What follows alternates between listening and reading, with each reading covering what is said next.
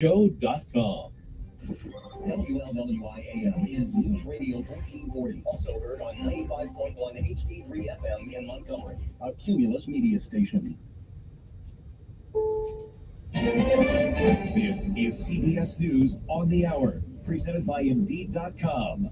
I'm Allison Keyes in Washington. New details now about some of the 5 people killed in that mass shooting at a Louisville, Kentucky bank.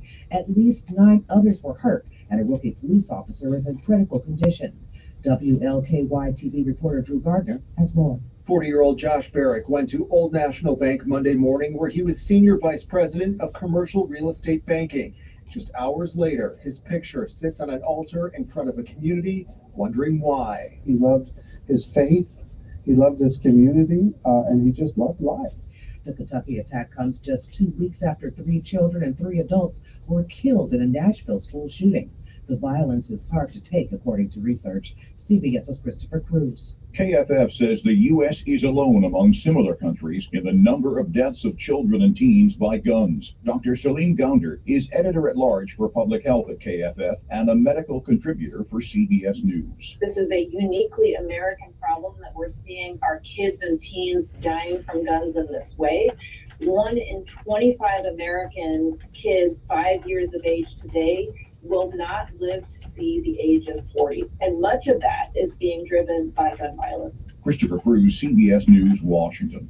The battle in Tennessee isn't over after 2 black lawmakers were tossed from their seats in the State House over a gun violence protest. Democratic Representative Justin Jones was reinstated yesterday for now. CBS's Jared Hill with the latest. Memphis's Justin Pearson, who could be reinstated Wednesday, says this is bigger than him. We need to use the democratic process of reappointment in order to ensure that we send a clear message that we care about the preservation of democracy, we care about the preservation of our First Amendment rights, we care about ending gun violence. Since the appointments will be on an interim basis, special elections for the seats will take place in the coming months.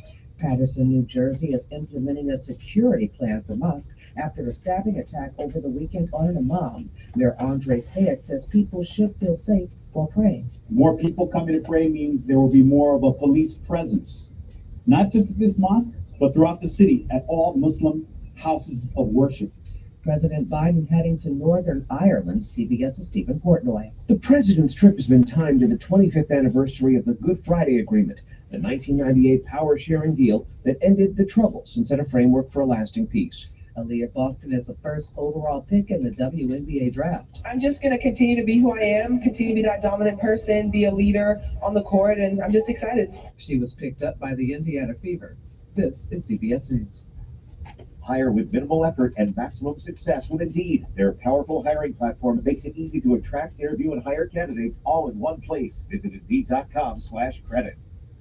If you have unfiled taxes or are in debt to the IRS, this is important news. The IRS just rolled out a new program to help struggling taxpayers more easily resolve their tax problems. It's called the Taxpayer Relief Initiative, and it opens a powerful new market for people looking to get back on the right track with the IRS. And no one knows this program like the professionals at Optima Tax Relief, America's most trusted tax resolution company. They've resolved over $1 billion in tax debt for their clients and have the expertise and experience to help you. One easy call to Optima can start the process, helping to put an end to your worries of wage garnishment, asset seizure, and other aggressive IRS actions. Make today the beginning of your fresh start with the IRS. Call the experts at Optima Tax Relief now for your free confidential consultation. Call 800-783-8055. That's 800-783-8055. 800-783-8055. Optima Tax Relief. Some restrictions apply. For complete details, please visit OptimaTaxRelief.com. Be careful what color swimsuit you choose. Don't buy blue bathing suits. Nikki Scarnati is a certified infant swimming instructor and recently shared the dangers of wearing swimsuits that match water. Look how difficult it is to see her under the water. And this is in calm water.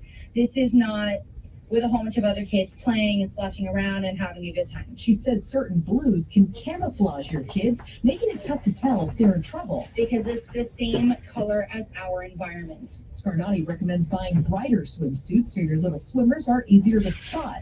The warnings racked up millions of views on TikTok. Monica Ricks, CBS News. Imagine how tragic being an alcoholic would be for a dog. A shelter in the UK thinks that was exactly the case for a lab mix named Coco. The dog was brought in after its owner died, and they think he fed the dog beer from the time he was a puppy. He almost died, but now he's out of danger. Allison Keys, CBS News. Trustworthy, consistent, reliable, the best at what they do. This is what customers are saying about Janny King, the king of clean. From office buildings to schools, healthcare facilities, and stadiums, our local franchise owners provide the same quality clean at every level. Let us put our 35 years of experience to work for you. Go to JannyKingCleans.com now. That's JANIKING Cleans.com.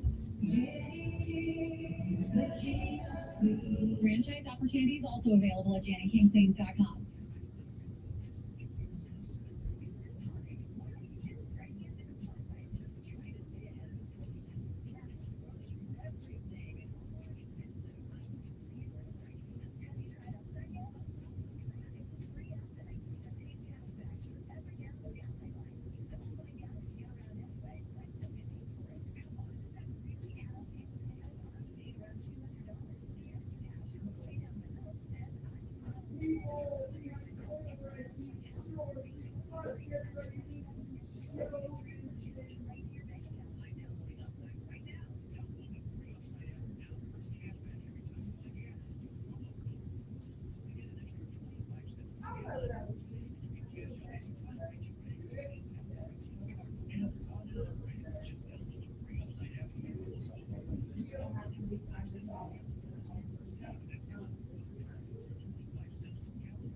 Finding great people to hire can be like trying to find a needle in a haystack, but not with ZipRecruiter. Their powerful matching technology delivers so many qualified candidates, it's like finding a needle in a needle stack.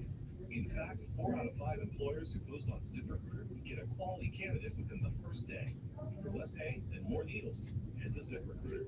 Try ZipRecruiter for free at ZipRecruiter.com/free. That's ZipRecruiter.com/free. ZipRecruiter, the smartest way to hire. I'm Kareem Abdul-Jabbar. I learned about opioid isolation the hard way. My symptoms would come and go. Shortness of breath, fatigue, but I got so lightheaded, I couldn't. My doctor said I have AFib, so I'm about 5 times more likely to have a stroke.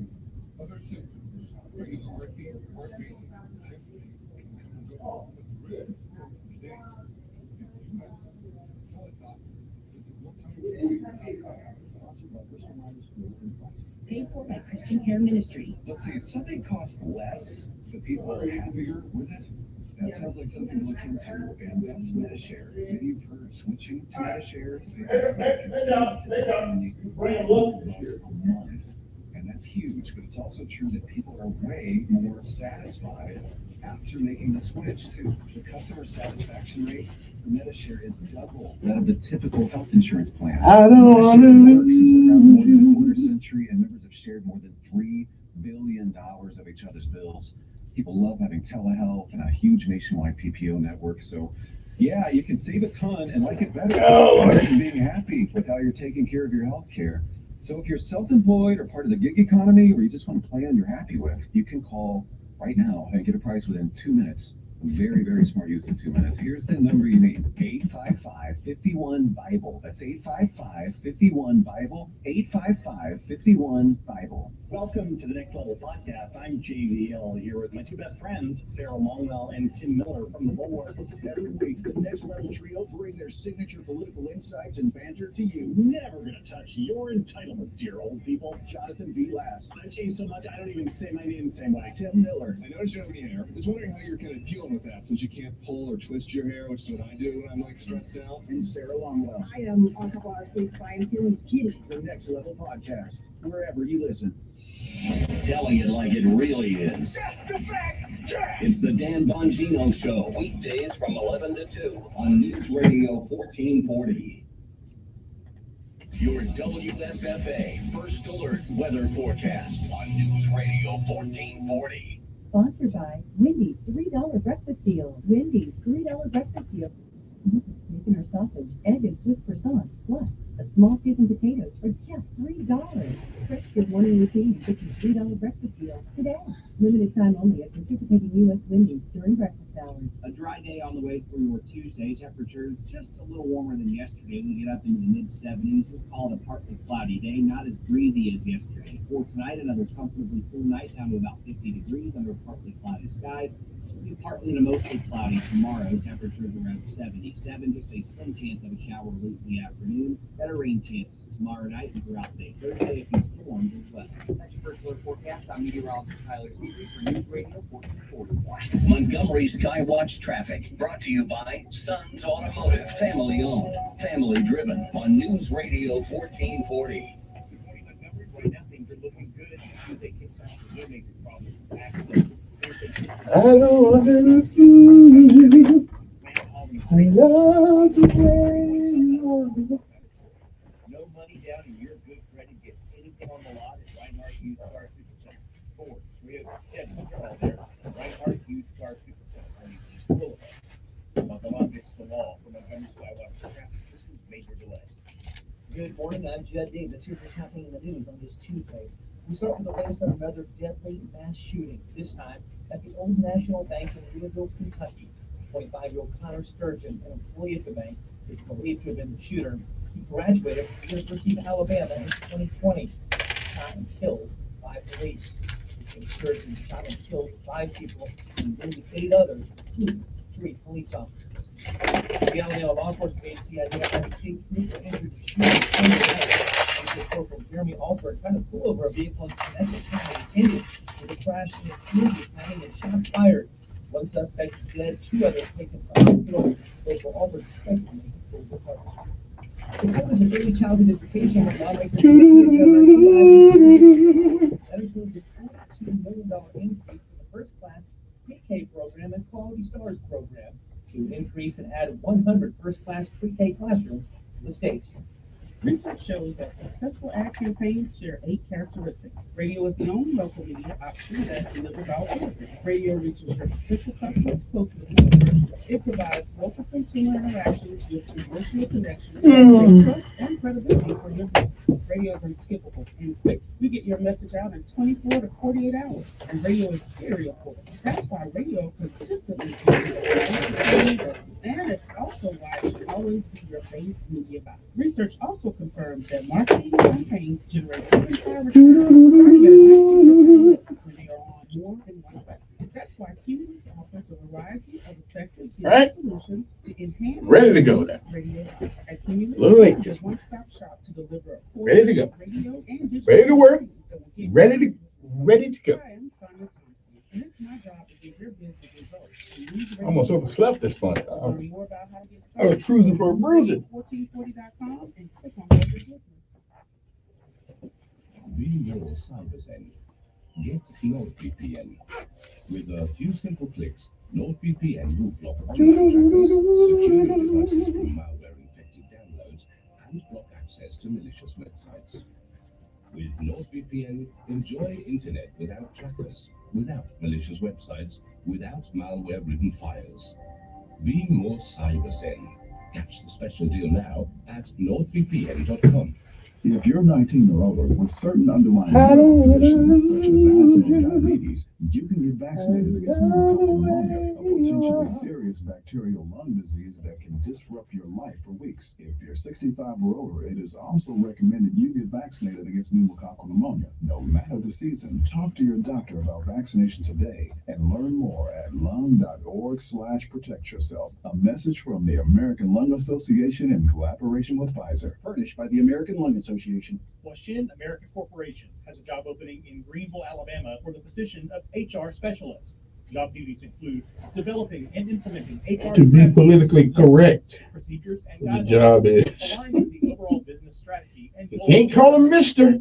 You got to call him him and them. in business administration, HR, legal studies, or a related field, and must have demonstrated knowledge of employment development, including training programs and staffing and career plans through internship program or experience. Apply with resume to HR, Washin America Corporation, 661 Montgomery Highway, Greenville, Alabama 36037. Again, Huashin America Corporation has a job opening in Greenville, Alabama for the position of HR specialist. Apply with resume to HR. Huashin America Corporation, 661 Montgomery Highway, Greenville, Alabama 36037. HR.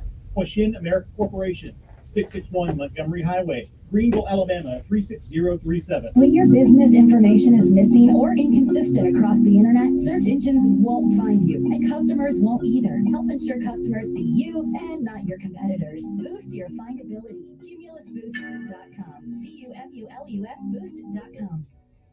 New 23 Chevrolets are arriving at Larry Bucket Chevrolet in Prattville. If you don't see the one you want, it might be on the way. Give us a call at 285-9300 or come see us on Cobbs Ford Road to reserve your new Chevrolet today. And with the 23s arriving, the remaining 22s are priced to sell, and you can save thousands. As always, we need pre-owned inventory. Stop by for an instant cash offer, whether you are trading or just want to sell. At Larry Bucket Chevrolet, we let the customers do the talking. Spring has sprung. From mowing and mulching to planting and hauling, tackle any job that comes your way with quality John Deere equipment from SunSouth. And during our spring sales event at SunSouth, save more on our great selection of John Deere tractors and mowers with store-wide specials and financing as low as 0.9%. So why wait another season to do more on your property? Quality John Deere equipment. Come see us during our spring sales event at SunSouth. Equipment for those that do. Offers expire April 29, 2020. Restrictions apply. See delivery details.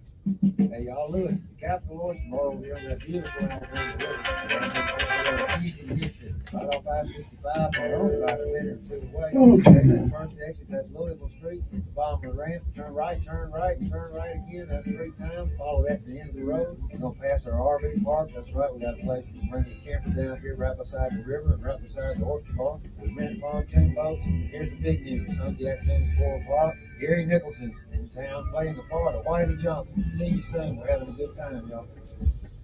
He's the voice of the conservative millennial. Ben Shapiro. The Ben Shapiro Show, tonight at 8 p.m. on News Radio 1440.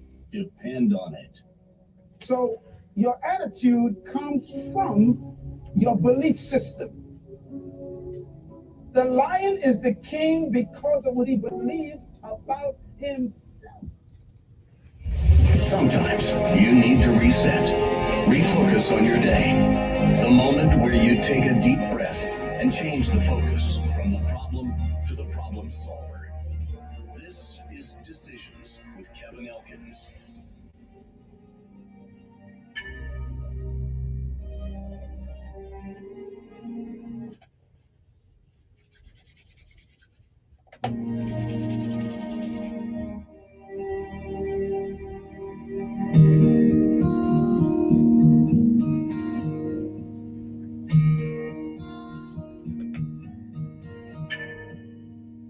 Tomorrow morning, if you wake up and the sun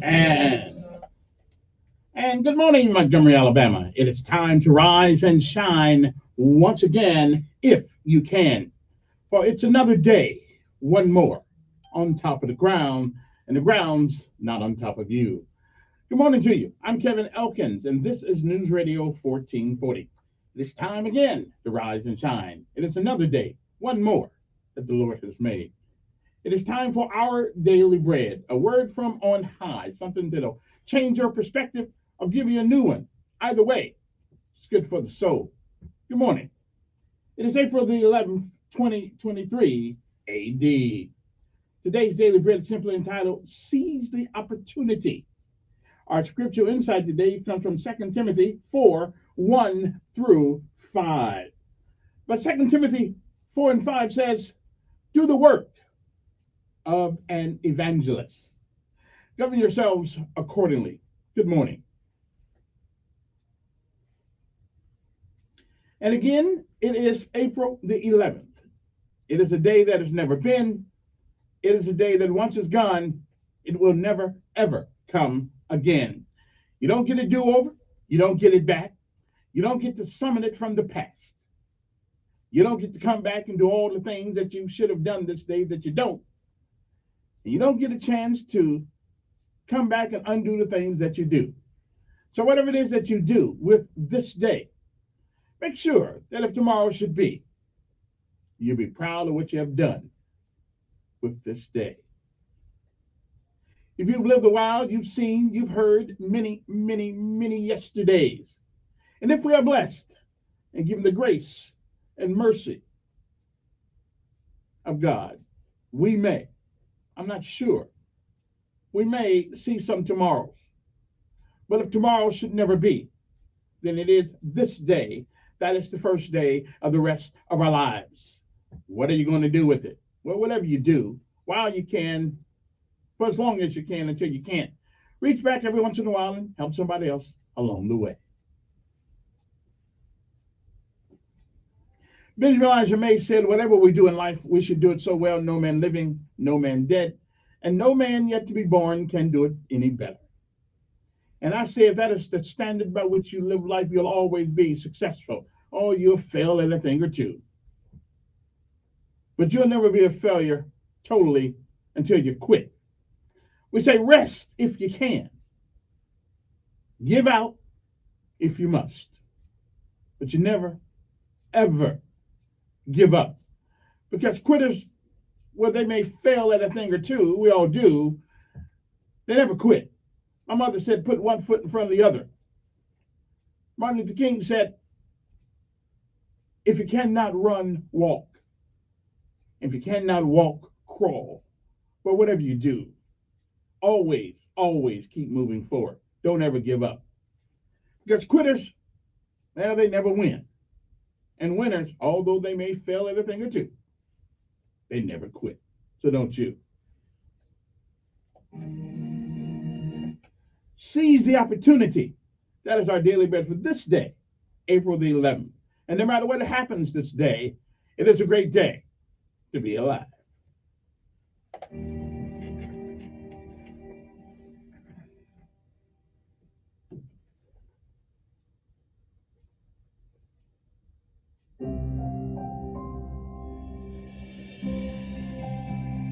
Welcome to today's encouragement from Our Daily Bread.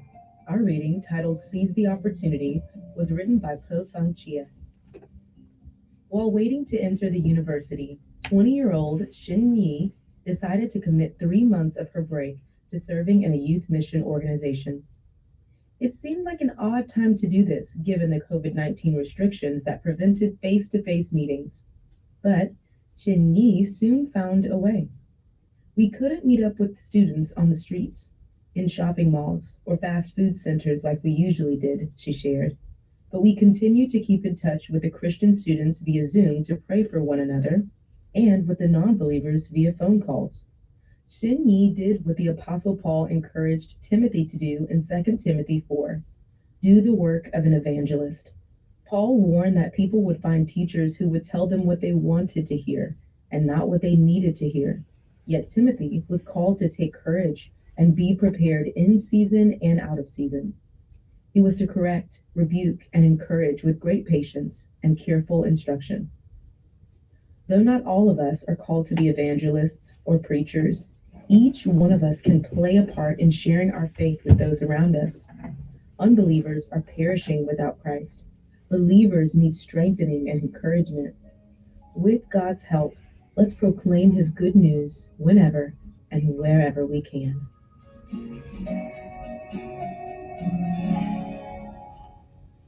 Today's Our Daily Bread devotional scripture reading is from 2 Timothy chapter 4, verses 1 through 5. In the presence of God and Christ Jesus, who will judge the living and the dead, and in view of his appearing and his kingdom, I give you this charge. Preach the word. Be prepared in season and out of season. Correct, rebuke, and encourage with great patience and careful instruction. For the time will come when people will not put up with sound doctrine. Instead, to suit their own desires, they will gather around them a great number of teachers to say what their itching ears want to hear. They will turn their ears away from the truth and turn aside to myths. But you, keep your head in all situations. Endure hardship. Do the work of an evangelist. Discharge all the duties of your ministry.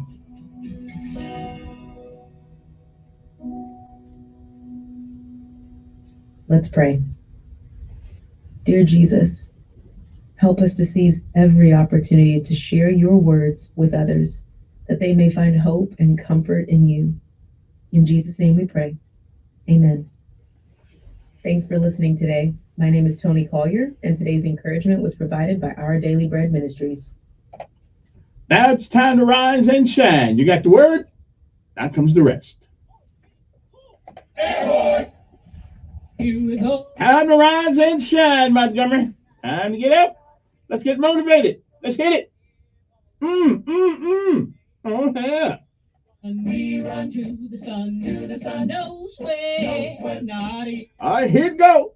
In the mess hall on my knees, down in the mess hall on my knees. We got nothing to eat but a can of beans. Nothing to eat but a can of beans. The bread was moldy and the meat was bad. The bread was molded and the meat was Well, you know darn well that you can't eat that. Hey, you know darn well that you can't eat that.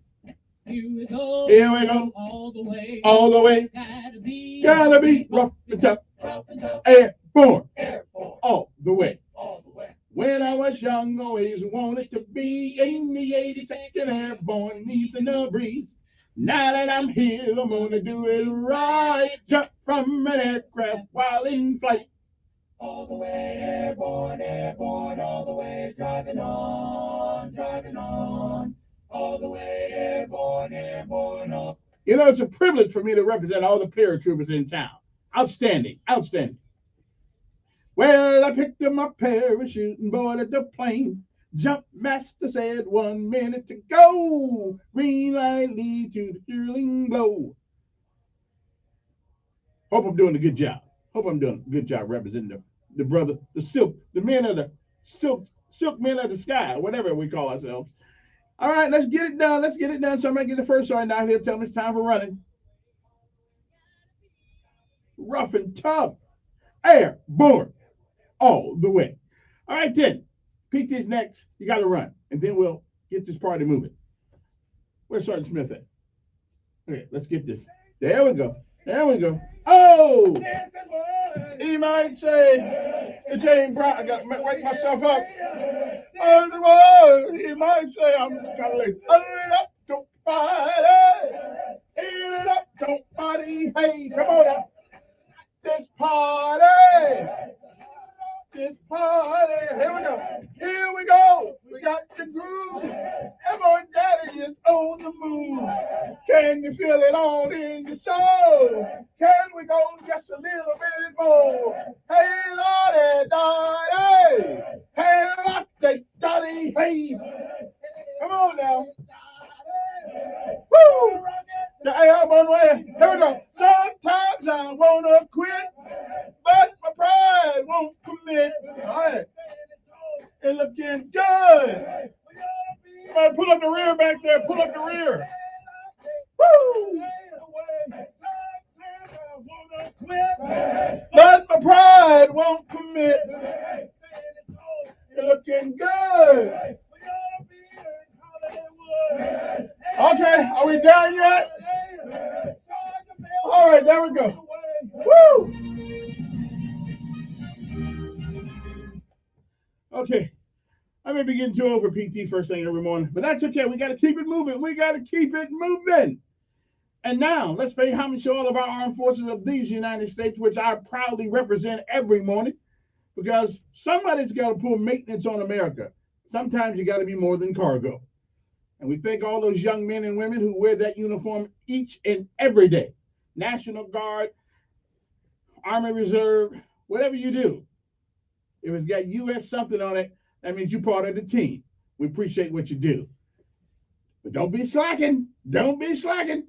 And also, we want to thank our local partners here, the Montgomery Police Department, the Montgomery Fire Department, the Montgomery Sheriff Department, the Police Department, and my good friends, Sanitation Department, City of Montgomery, who keep things moving along. And don't forget, show some class.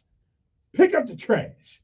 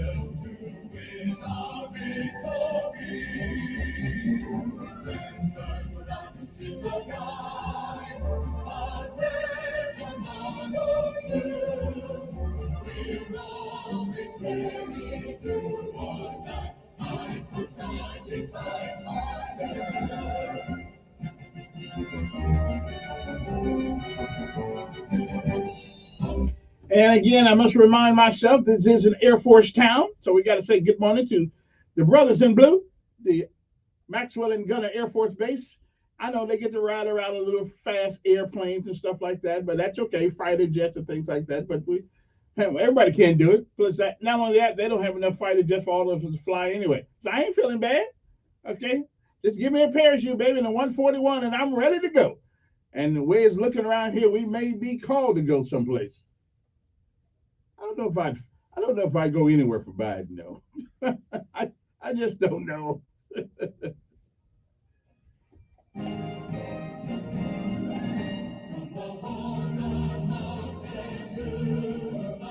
But it's a good thing I don't have to make that decision, because I do know if I'd go. If I was wearing that uniform, of course I'd go. I think he's crazy as hell, but I'd go. Is there anybody out there really think that the President of the United States is in full contact with his faculties? I'm trying to do my best not to say anything bad, but really, he really is losing his mental clarity. But that's okay. Y'all put him in there, and they actually think about running him again. Woo-hoo-hoo.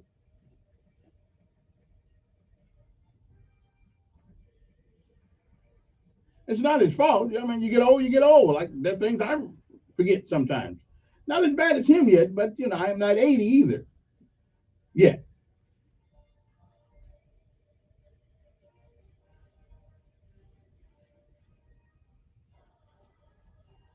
I mean, if I have ever seen a time where the 25th Amendment should be invoked, it is now. If I've ever seen a time. But I guess there's just too many people riding the coattails of this guy that loves to live in the. I mean, there's obviously something mentally wrong with that man. And it's not his fault. It happens when it comes to age. That's just where it gets sometimes. That's where in the state of Alabama, you cannot be a judge. You cannot run for judgeships at 70 years old. We lose some cognitive abilities as we get older. Me, myself, too. I just got to tell you, I think the 25th Amendment should be invoked. That man does not have it. And my black people, I know you vote Democrat no matter what. I mean, this guy can have a horn coming out of his head. Y'all vote for him. I feel you. I feel you on that one. But we are putting our country, in my mind, in some serious jeopardy. We got the Chinese on one side. We talking about devaluing the dollar around the world so it's no longer the standard. We got folks who want to fight. We got a whole revolution of people who want to be girls, who are guys. Not only do they want to be girls for themselves, they want us to actually really identify them with a different pronoun. I mean, has anybody ever seen? And these people are activists. I mean, they really are. They want to take all the education that we have been put through, biology, anatomy, and turn it around upside its head. Say, well, okay, it's not that way anymore. We're going to change it. I mean, we live in a country right now that's just, I'm scared. And I got to tell you, listen, I don't get scared easily, but I'm concerned about our country. We got people coming in our borders. We got fentanyl. We don't want to stop people from coming in here illegally, not legally, but illegally. We are in a world of hurt in this country right now, all because, well, for one of the reasons, because we got a guy in the White House, and I'm trying to be respectful, who does not have the mental clarity to run this country. But because he's a Democrat, and at some point, and here's the question. Here's one of the questions. I got a guest coming up at 7 o'clock to one of our members of our state representative, the newest one, as a matter of fact. Here's my question. At what point do you, as an individual, see the truth, know the truth, and accept a lie? I mean, at what point does common sense come into play in this country again? I mean, we really have a guy running this country who is not mentally capable of doing so. And we actually sending this guy overseas to talk to other people? Ooh, okay. All right then. I'm trying to be respectful. I'm not being respectful. But there comes a point where we as Americans, I think it is time for the 25th Amendment to be enacted. I really do. Something's wrong with this guy. But hey, no matter who it is, just put a Democrat in there. Okay. And if it means the demise of the status of America around the world, and I'm just telling you, we woo. I've never been this worried about America. I'm truly worried that my boys will not have an opportunity to screw up, mess up, get back up the way most of us did as we got older. It is a, it is, it's frightening. It's frightening. I always said, my boys failed, let them fail because they didn't do what they needed. I'm worried, really, really worried. No worried than I've ever been living in this country. I'm worried. All right, let's take a break. We'll be back.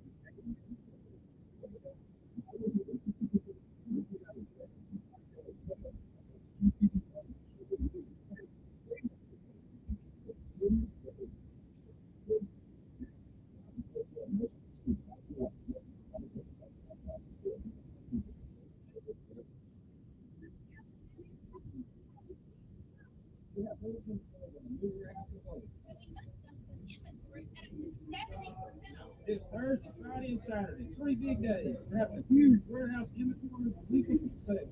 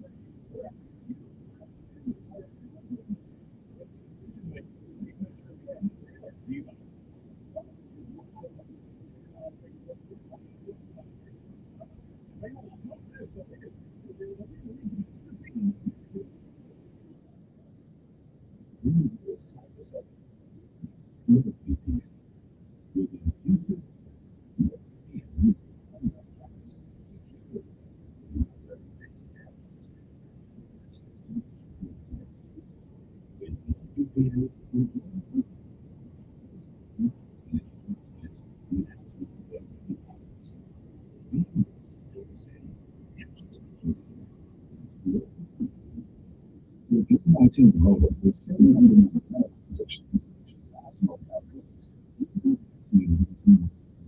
a potentially serious bacterial lung disease disrupt your life for weeks. 65-year-old is recommended immediate vaccine using papilloma after the season. Talk to your doctor, research, and learn more at on.org/protect yourself. A message from the American Lung Association and Cooperation with Gaza, published by the American Lung Association. Managing your online presence to become online experts. If you have a long even business owners, so meet Cumulus Boost, experts at boosting the online presence for businesses of companies easily find you and who can help you. Your website, online listings, SEO, and more. Cumulus Boost, online at cumulusboost.com. CUMULUS.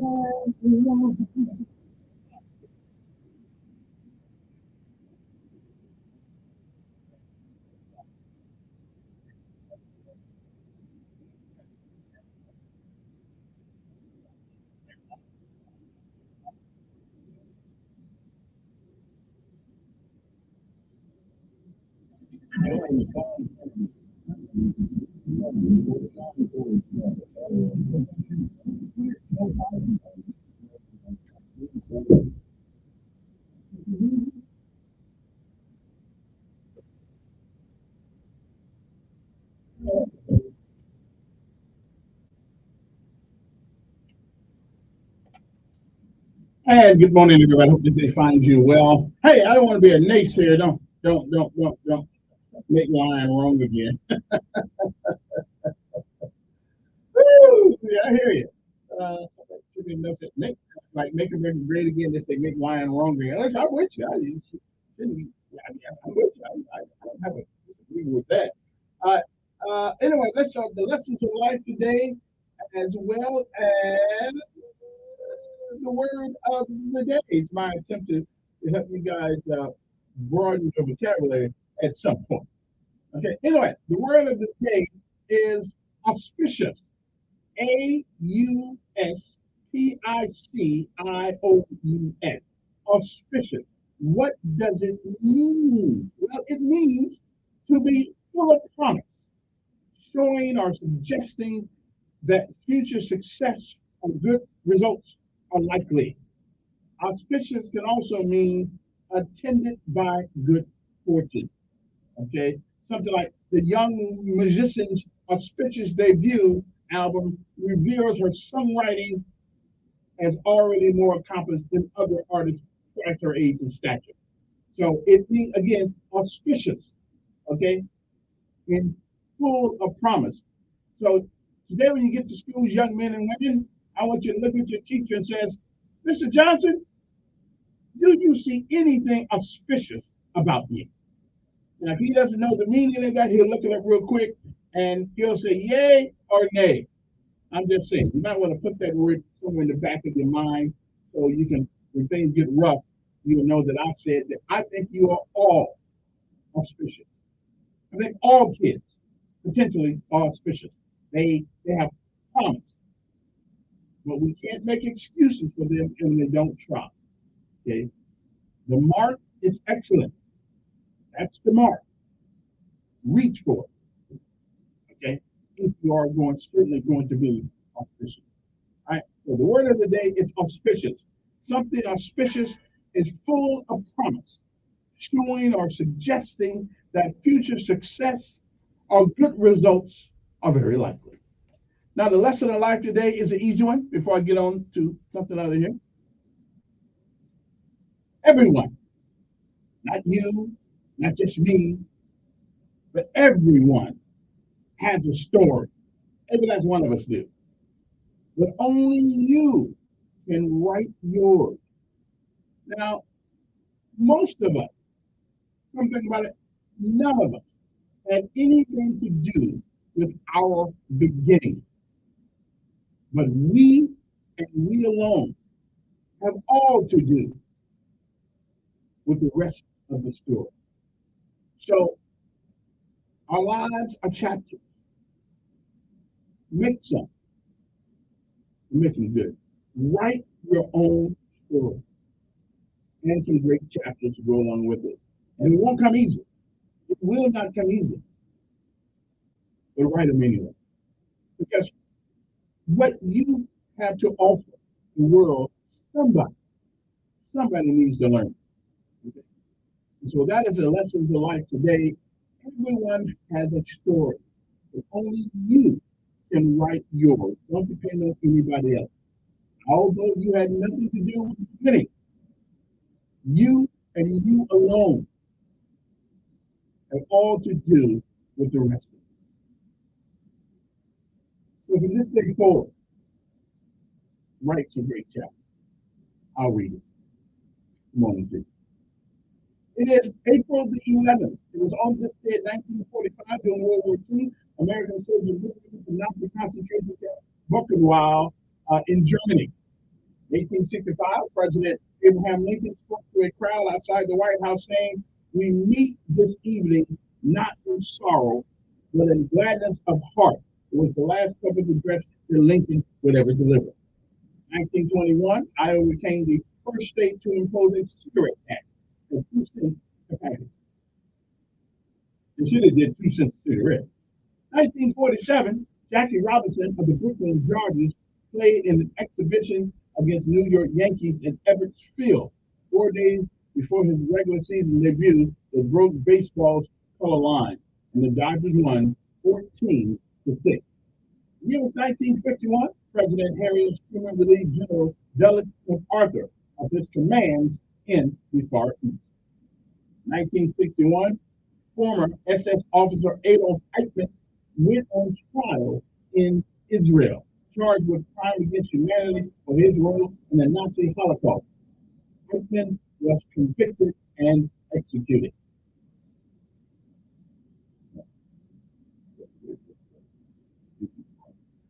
In 1966, Frank Sinatra recorded the song "Strangers in the Night" for his label Reprise Records. The year was 1968. President Lyndon B. Johnson, as we affectionately call him LBJ, signed into law the Civil Rights Act of 1968, which included Fair Housing Act a week after the assassination of Martin Luther King. The year was 1970. Apollo 13 with astronauts James A. Lovell, Fred W. Hayes, and Jack Swigert blasted off for a ill-fated mission to the moon. We're trying to figure out why we keep going.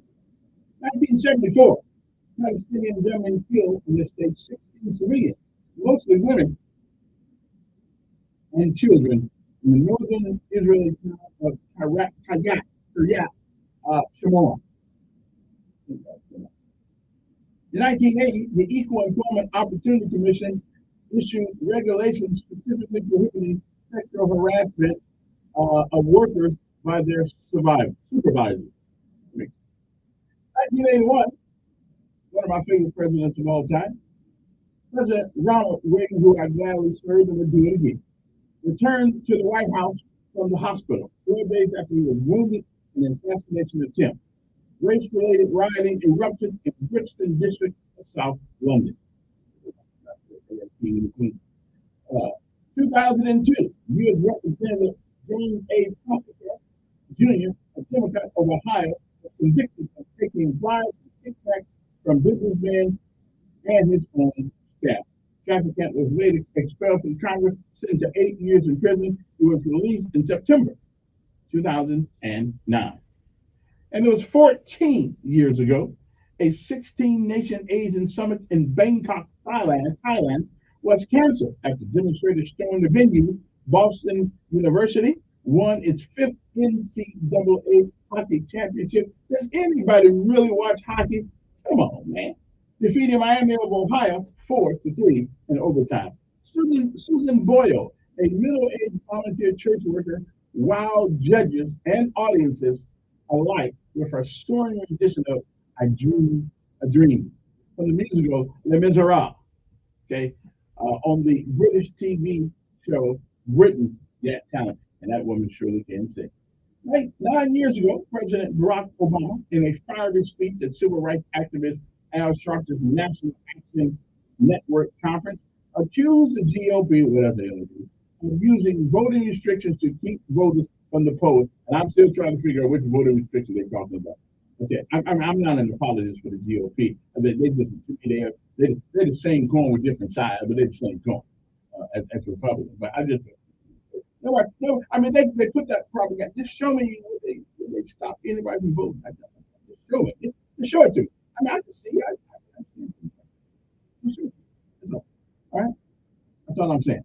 To keep voters on the polls and jeopardizing 50 years of expanded ballot box access for millions of Black Americans and other minorities. Again, I'm so tired of being an excuse for the Democratic Party for not doing anything. I'm just show me where they sat out there in this country. Yeah, listen. I mean, back in the day, they did. They did. Just show me what law stopped you from leaving your house going to vote. That's all I want to know. Okay. White House Budget Director Sylvia Matthews Burrell was named by President Obama to succeed Health and Human Services Secretary Kathleen Sebelius.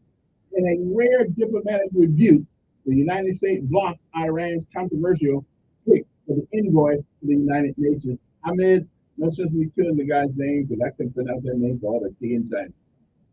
Let's just say it's a long name. 4 years ago, House Speaker Paul Ryan announced that he would retire rather than seek another term in Congress. California Governor Jerry Brown accepted President Donald Trump's call to send the National Guard to the Mexican border, but said the troops will have nothing to do with immigration enforcement. Pope Francis admitted that he made grave error in judgment in Chile's sex abuse scandal. During the January visit to Chile, Francis had strongly defended Bishop Juan Barros, despite accusations by victims that Barros had witnessed and ignored their abuse.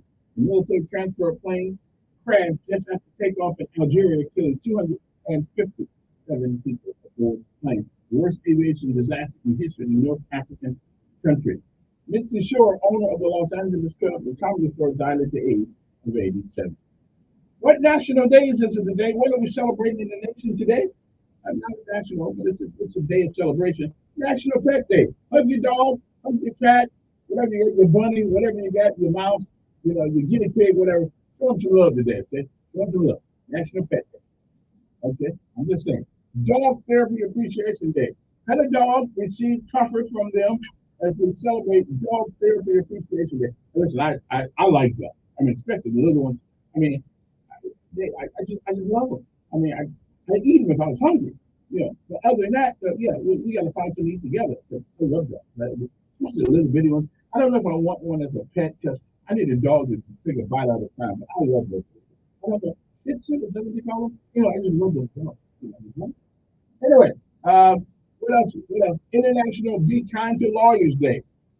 Now the lawyers need to be kind. We ought to have an International Lawyers Day where they work for free for one day. International Louie Louie Day.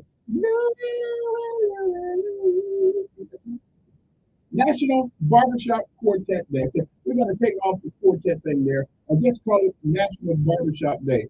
To all my friends who have barbershops, outstanding job you do. You're like the country club of Montgomery. You know, we're going to give a shout out to Platinum on Federal Drive. We're going to give a shout out to my good friends over there, Boo Man over there in Carter Hill Road, Heritage Barbershop, and Sydney on Hall Street. I don't know.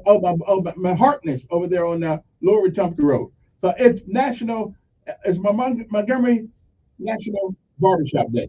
Okay. You all are brother. National Cheese Day. I like cheese. Some say I eat too much cheese. Well, that's yet to be determined.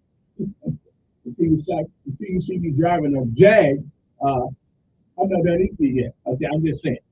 National Clean Out Your Pantry Day. That's right. You know, okay, yeah. Finally, it is time to go in the pantry, take stuff to the food bank. Okay, please do not take the green beans. Throw the green beans away. Okay, I don't care how hungry I am. I don't want green beans. So if I got to go to the food place and get some chow, please, can you put some macaroni and cheese in there? Then you throw some Vienna sausage or something in there. Please, you don't want your old vegetables that you don't want. Been there for 5 years. If you're gonna take some to the place, make something that somebody want to eat. How about some spaghetti and meatball? I'm just saying. How about some spaghetti and meatball? Like that. Clean out your pantry, throw the vegetables in the garbage, everything else is good. And some tuna. My Lord, I love to get some tuna. Can we go to put some tuna at the food pantry, at the food bank? Just saying, you know. National 8-track tape day. I don't know who has one. I don't. I haven't had an 8-track tape since 1979. So I don't really know who's got it. But if you got one, we are celebrating you today. Yeah, we're celebrating you today. National James Day. So if your name happens to be James, today is your day. Okay? Good. Okay. National Submarine. The kind that you eat. That's what day it is. Okay? Okay? I'm just saying. So those are some of the days that we're celebrating, but the pantry thing is pretty good. Yeah, I don't think we really need to. I think we need to. All right, anyway, I got a guest coming up. What's his name? Well, I'll get his name in a minute. You'll know when he gets here. Anyway, we'll be back. Yeah. What about that pantry thing? Yeah. Take some food. Don't give us a junk you don't want. Give us the stuff that you would eat if you had to eat it. We'll be back. Now.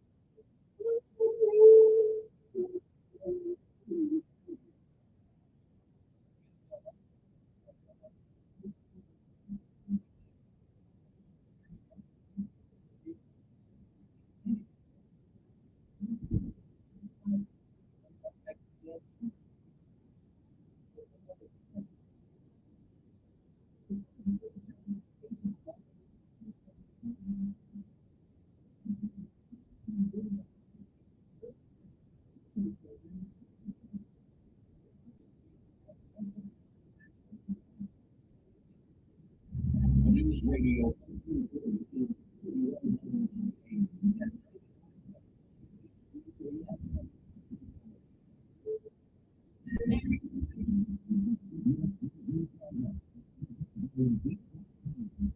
And Allison Hughes in Washington.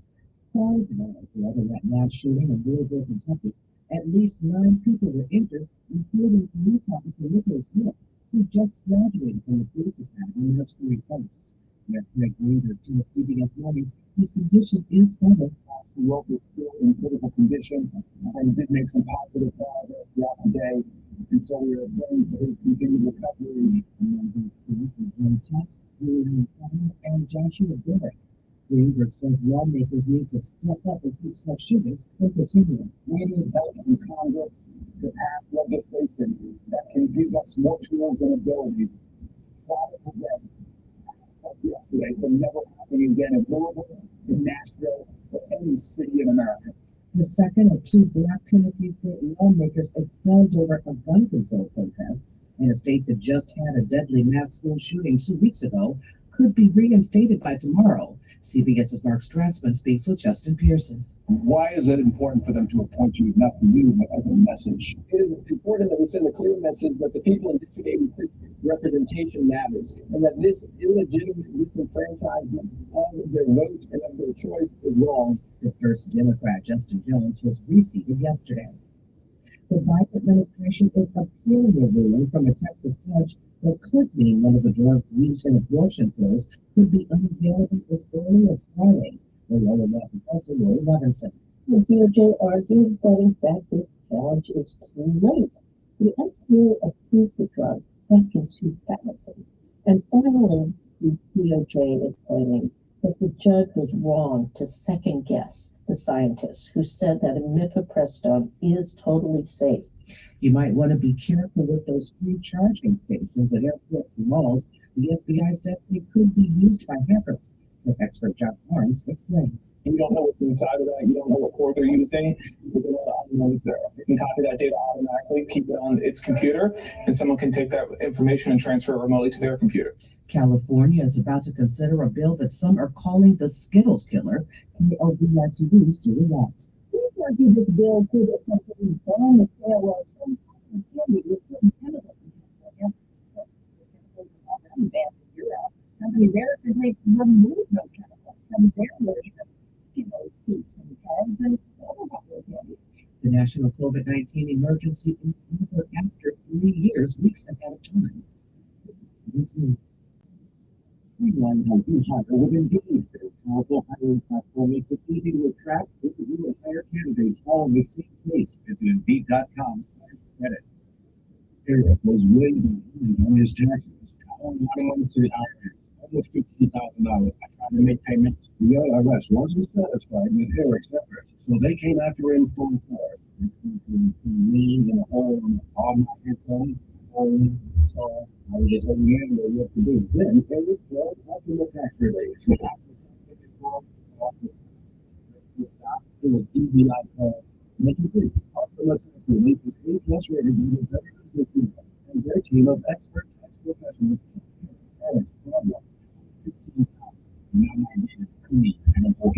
Take Eric's advice. If you have a tax problem, you need to call Optima Tax now. Call Optima Tax Relief for a free consultation. 800-783-8055. That's 800-783-8055. 800-783-8055. Optima Tax Relief. There is a lot of financial trouble out there, according to new data. Half of the parents are receiving $50 emergency savings for adult kids with financial help. Ted Rossman with Bankrate.com says those earning less than $50,000 annually work more likely to help. Children are facing some high costs, and so are their parents. Inflation squeezes everybody, and it does seem that a good number of Gen Xer and Boomer parents are putting their own finances at risk to help their Gen Z or millennial kids. It's not your imagination. Baseball games are moving a little faster thanks to new rules meant to increase the speed of play and liven things up.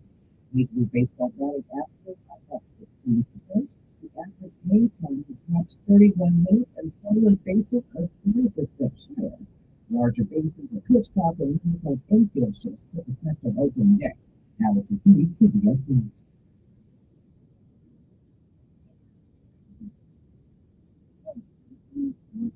I see you in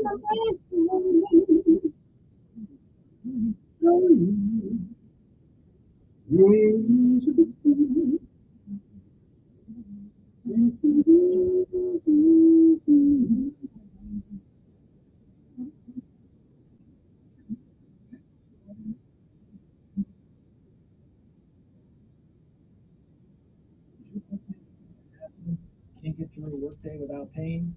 go shopping without limping down the aisles.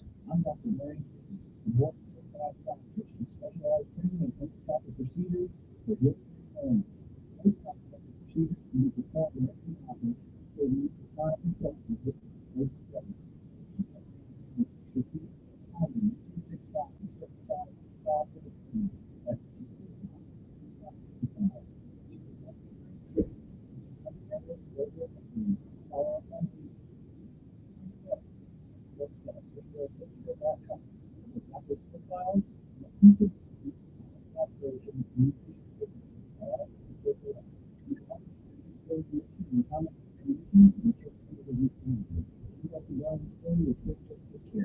Happy feet.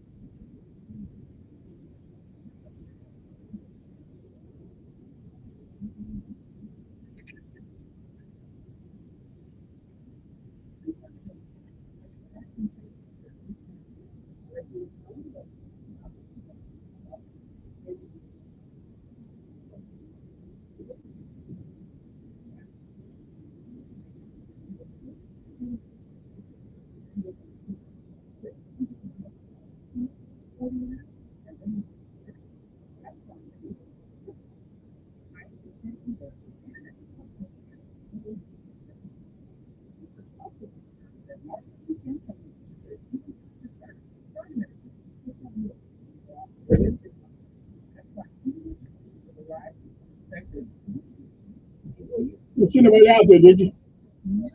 You see nobody out there, did you? Oh, thank you very much. Thank you very much.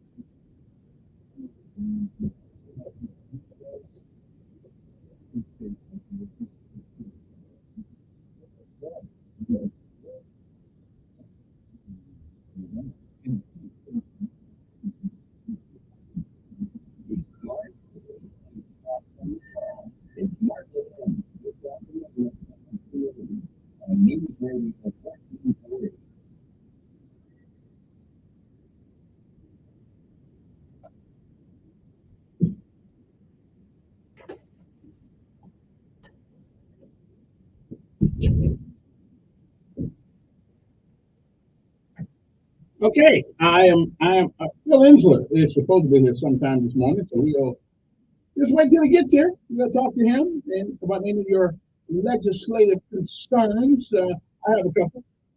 You ever notice that every time the legislature goes into session, we pick on something that diverts your attention from other things. And this we're gonna take the tax off food. Well, okay, come on, got it. Hey, I know you got your hands crossed in the back of you with your fingers crossed in the back of you every time they say that. $500 million. Now, I don't know much about politics. Okay, I know a lot about politics. I don't know much about their the conscience. But if you believe that the state of Alabama is going to do away with $500 million just so you don't have to pay 10% on food on some foods, you're crazy. Okay? Even if they do take it off food, you're going to get it someplace else. So the tax is not going away. It's just going to be redirected. And chances are, when it gets redirected, it is going to hurt you worse than it does now. Okay. And I paid $188 for the tags on my car. I got a half a car. It's an R. Okay? It's a jelly bean. $188. My Lord. I can't find the thing that goes on the tag. I paid for it, but I don't know what it says. Anyway, good morning. Who's this? Now, we got to get something straight, right? One call per show. Ed, we know your voice. We know your voice. Ed, we know. Okay. Again, I'm just trying to get it straight. Now. It's one call per show unless I have a guest.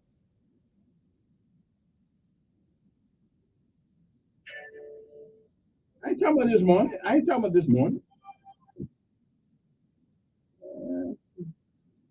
Hey, brother. I just want to make sure we got.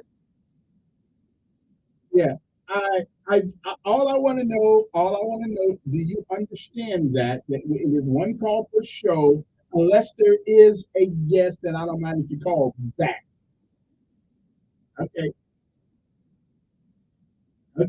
All right. What's on your mind, Mr. Ed? What's on your mind? I ain't talking about this morning. I'm talking about all the other mornings. Okay. All right. Well, he wasn't a guest, but okay. All right. But you didn't know that. Okay. That was major delay. That was the guy who worked for. But that's okay. I went. Okay. All right. I just want to make sure we get it straight. So what's on your mind?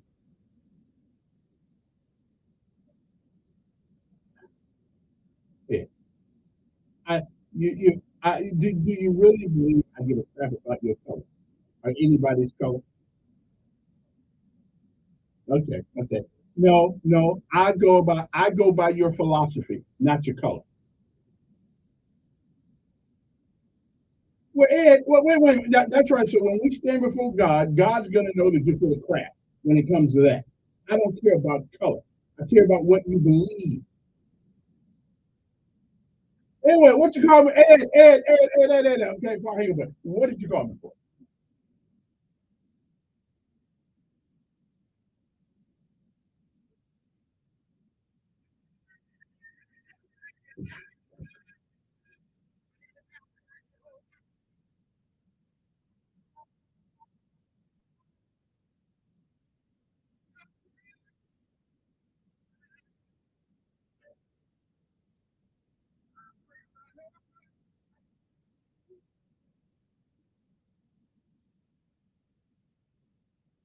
Yo.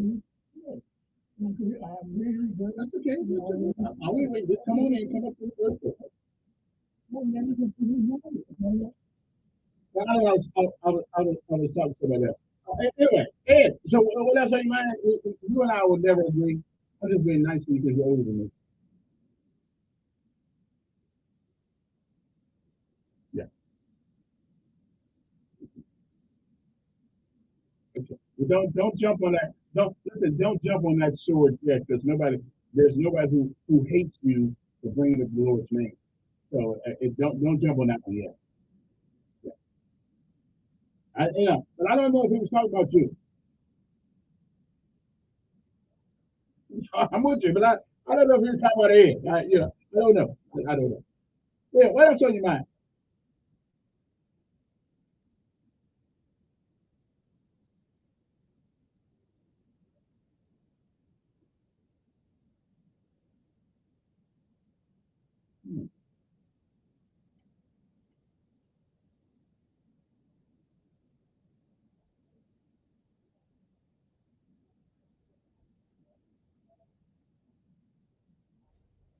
Me too, because Ed, you get some things mixed up sometime, bro. But I ain't mad at you. I ain't mad at you. All right. Hey, appreciate your call. I get you next time. That was enough. Good morning. Who's this? Yes. Yes. I was nice. Yes, I was. I was extremely nice. Yeah. I was nice.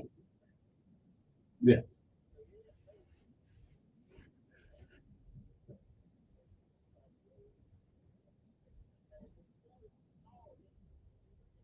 It surely does. No, not really. I don't think I don't think you get a pass for being doing ignorant things because you happen to be of age. You don't get a pass on that. Yes, you have. Yes, you have. Yeah. You can't keep calling back when you tell people you get one show out, call it back. At the end of the show, you call back, call back, call back.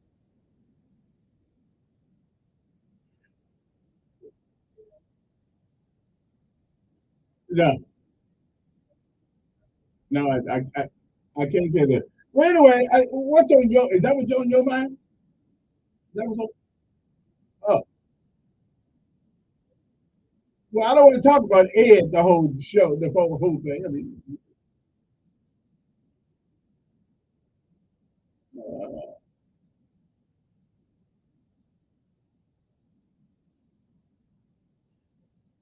I respect certain philosophies. I respect certain principles. I got nothing to do with color. It got nothing to do with color. No, no, no. Wait a minute, I'm black. How the hell is it going to have something to do with the color? I don't have to think. It's the way you think that irritates me at times, not your color.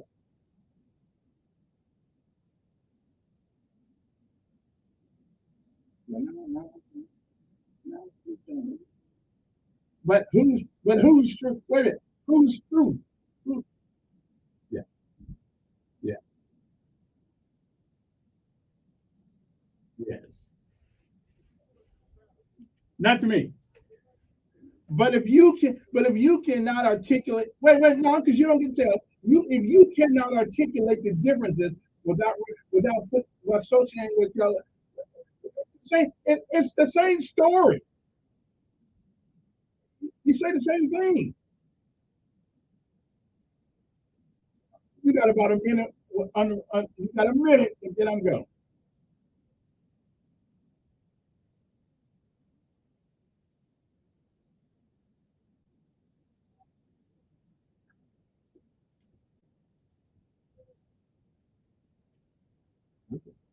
Well, listen, if you really believe it's about color, then you have.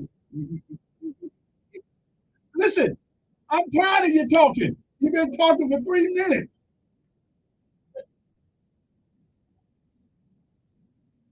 Okay, you got 1 minute, free will, and then I'm gone. Go.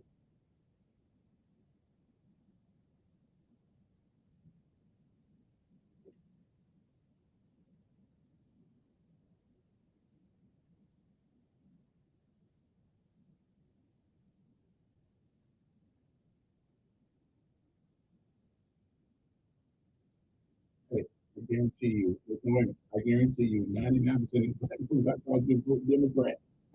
So we are not going to have the same mindset either way it goes.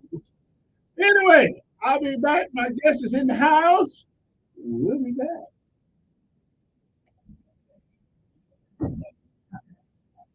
What prompted that? People think my issue with them is color. White people think that. That's not what you believe. You believe what you believe. In general, I don't. I believe my people should be tethered to a party at 98% with the only people that vote that way. And that tells a lot about our unwillingness to think outside our own circumference. What do you think about the how many white people? 50-50. It's about a 50-50 shit. Now, even black folks don't want to admit, there are a lot of white folks who vote Democrat. They, they, they, Black folks vote 98% one way. Yeah, I would argue is what Yeah. all the people I ask is that it is then it is about the and that goes I agree that overall society we need to all be more informed about those people that want to vote. I agree, but not like we do. We are 98% one way. That's it. Somebody would say everybody's thinking the same. Someone is not thinking at all. Again, even in Mexico, we vote about 50-50. We the only group of people in America. 98%. Get them Democrats my vote. What are you doing for them?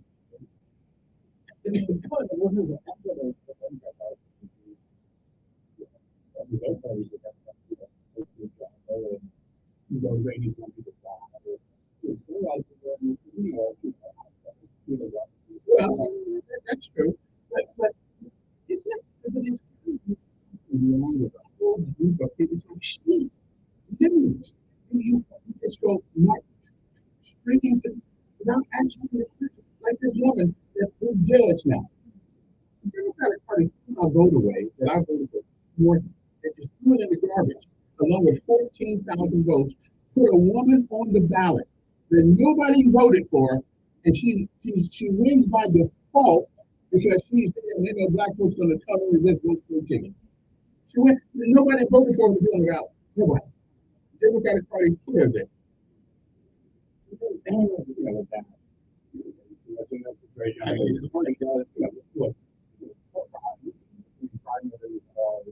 That's a choice that a party. And that's right. And that's what the people do not know. People don't know because you vote Democrat or Republican does not make you one. You just voted. It's like free labor. Unless you at the table, you're on the menu. And Democrats and Republicans. Now somebody told me that Republicans have done that. I just never noticed it already.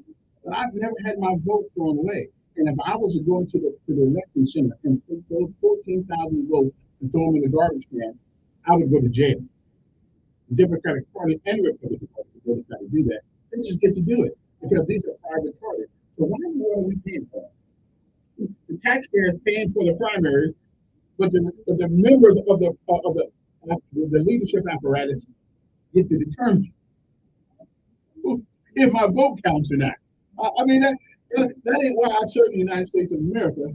So you could do to me what they do in banana republics and throw my vote away. And that's what they did. That's a good word. And like if you are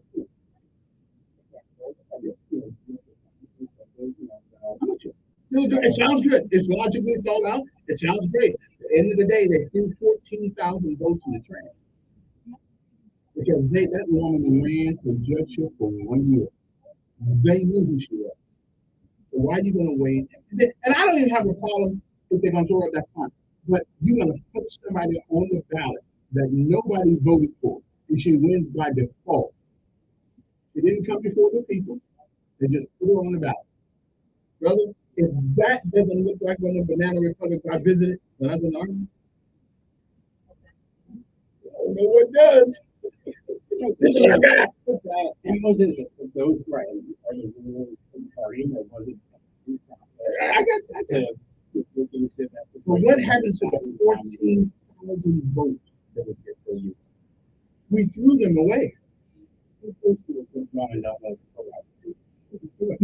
that's what we like. I guess you're right. Right.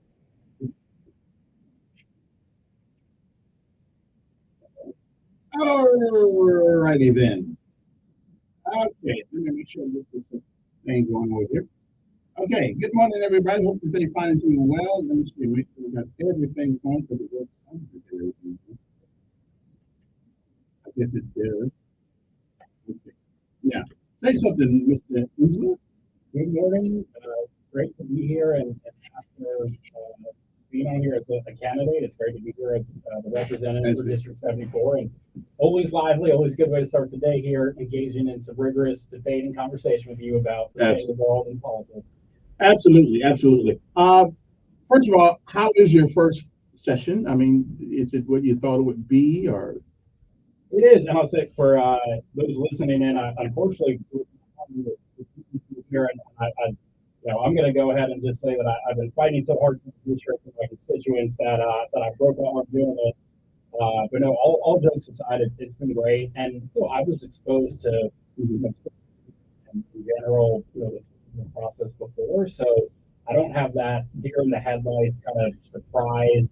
I had a realistic understanding about that I'm one of many, and our system is set up that way that I can't go in there and magically change everything, and it really is about relationships and trust and integrity. So far it's been great. There's certainly things to learn and new people to meet, but colleagues that are guiding. First of all, before we get into any disagreements, philosophical disagreements, I may have with you, let me congratulate you on something. You have been involved with our young folks, spending their own money, taking them places that they would have never, ever seen.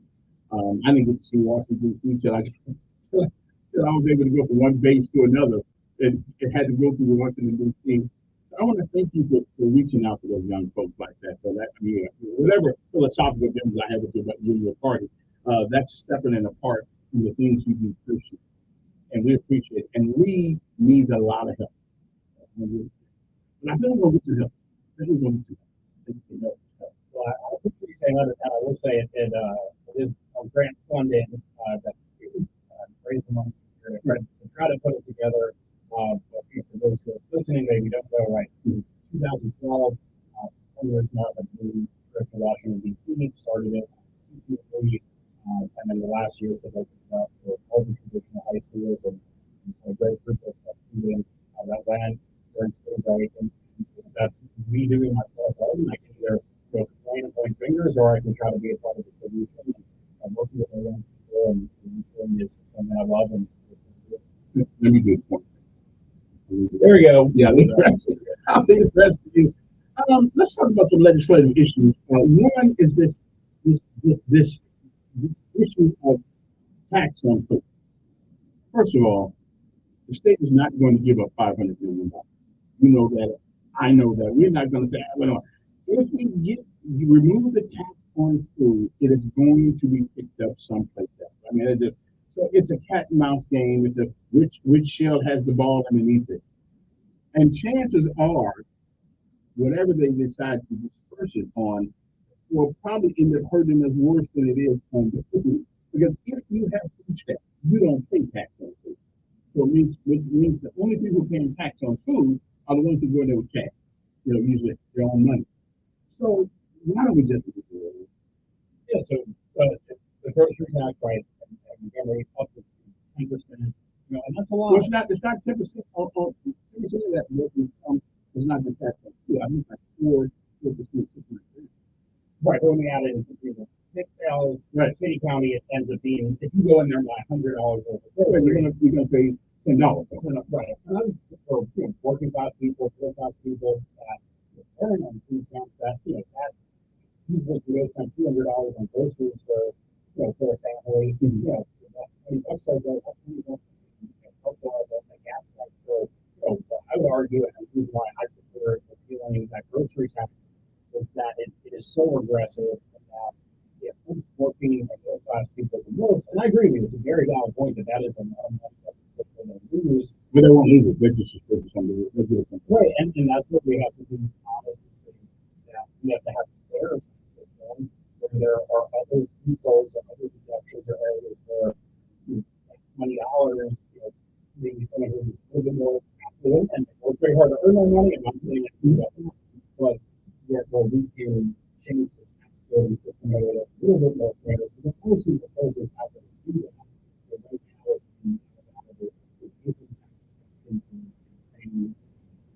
Taxes, they're basic and the proposals around saying that if you look at that, the proposal that seems to be most focused around the state that's been pushed by Republicans is to phase out the grocery tax, so it's not a but it's going to be phased in I just want some intellectual honesty. Oh, I'm they're not going to get rid of $500 million. I agree, and I'm not going to be a politician and shy away from that. I fully believe that if the government is going to, cut the grocery tax, which I think we should, right? We have to replace that revenue because that revenue then is going towards roads and bridges and schools and public safety and all the things and services that we need and deserve. So I agree. I'm not going to sell it as this amazing thing that we're just going to cut grocery taxes and everything. No, we have to cut taxes and also offset that revenue loss by making up with it. One other issue, Alabama Power is one of the few businesses that are guaranteed a certain rate of return on their investment.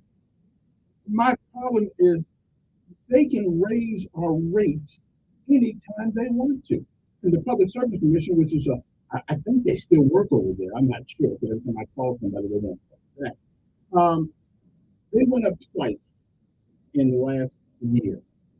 Now, they're one of the most profitable utilities in America. Why is it do you believe that they ought to be able to raise our prices as poor folks are? Now listen, that right there, that hurts poor people more than that good. You don't have to buy. You got to live in a place with some heat and some air conditioning, else you're going to suffer. Why don't we take that ability from them? Right. Well, and you're all right. And those power bills are high, and that really, like you said, impacts people long. But I'm personally, know a lot of people that have a very tough time constituents. They reach out at on those really cold days and nights, or those blistering hot days. I know it's turning very hotter and hotter.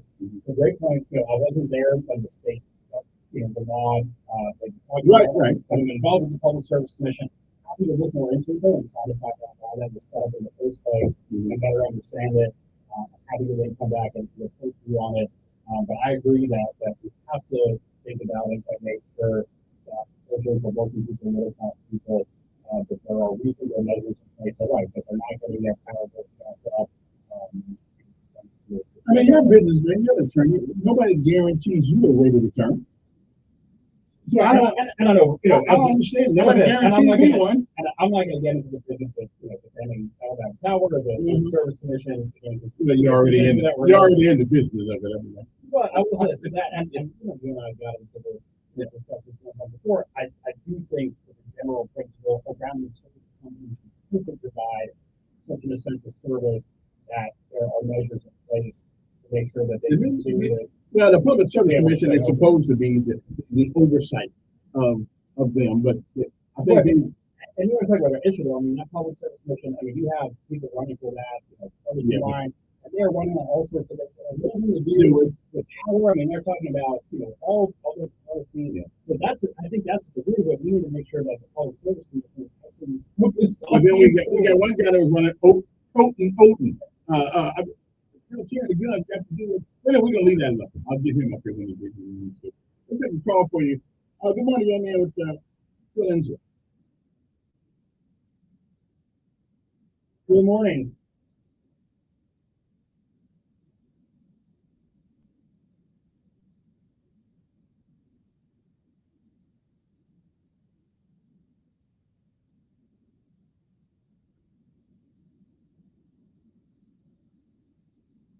Yes, sir, I do. You too. All righty then. Good morning, on here. Good morning, Lieutenant. Yes, he's here.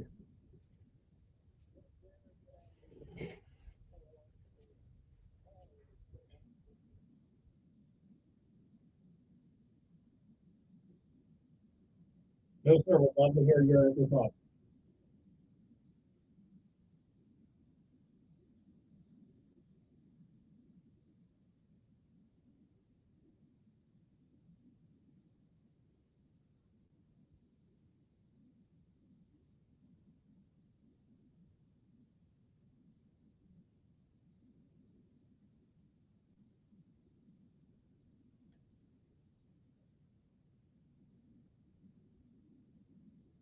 I agree. I fully support the lottery and the revenue that was coming from that was a huge help.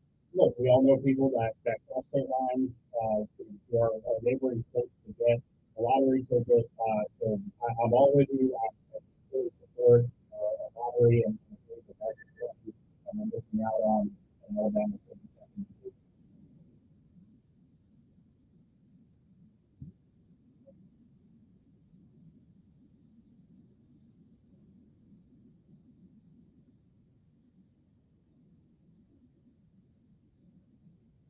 So great question. I do not support that bill, and here's why. I know that there are a lot of concerns about handling. I know that there's crash, the traffic, people, that they don't know that harass, uncomfortable in that situation. As a lawyer, though, I must say that the courts have consistently said that the person in right that somebody can stand outside and ask for money like that. Court after court, Republican appointed judges, Democratic appointed judges have said that those laws are unconstitutional. So at this point, for the state to continue to pass those laws, it's tens of thousands of dollars, if not more, dollars for private attorneys to represent the state. So I do not think that that's a solution that's continuing to get in the way of that. And I will say, though, that I think having an unemployment for this, having mental health responders, that more and more people can go out and try to steer some of the services they need. That's not going to focus on every situation. But look, one of the things I make on it is what police and public we want them to respond to violent crime. They want them to try to keep us safe. But they're having to then have another law in the books to enforce, and they're having to do it handling, not taking away from their ability to respond to violent crime, break in some other situation. So I certainly understand the thing about handling. I do not think that we should go.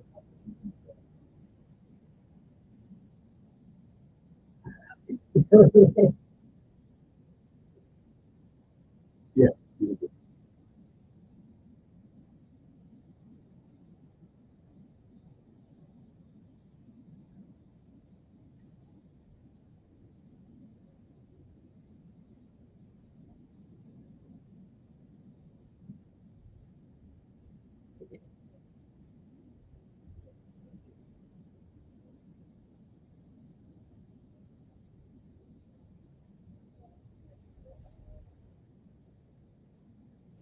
There's state laws that said that.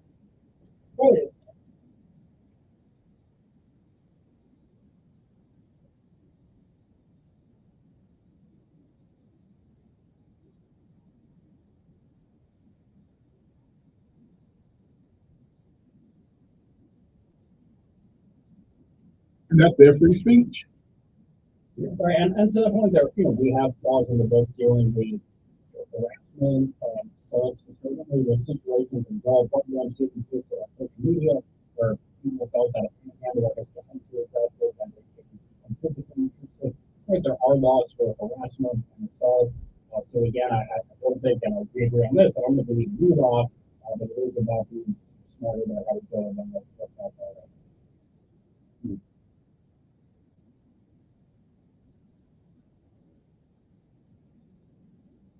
Thank you so much. Appreciate it.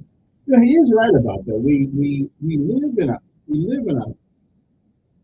in a society right now where people are being punished, threatened by their job because we do not want to cotton to this new society that is trying to be built around us, where you no longer say Mr. and Mrs. You no longer say he and she. You no longer say. I mean, our country going to hell. But there are people that said when only white male landlords. That one always comes up. But there was a point in time when then there was proposals, right, to allow black men to vote and then women, and where we said, oh well, we're going too far, our country's doing too much. Well, that's part of evolving and becoming a more equal society, and we should have a rigorous debate about those things. And I'm not defending them. But I do think that it is a balance that the beauty of America and our Constitution. They're not going to be in America really soon if we keep going this way. Whereas being black is a genetic issue. It is not something that I chose. It is not something that they put me in the line and say, well, you want to be black? No. being black is genetic. Well, other things is choice. So why should I be punished, made uncomfortable in our workplace, knowing that a shim was a him or a him or a shim, whatever the hell it is?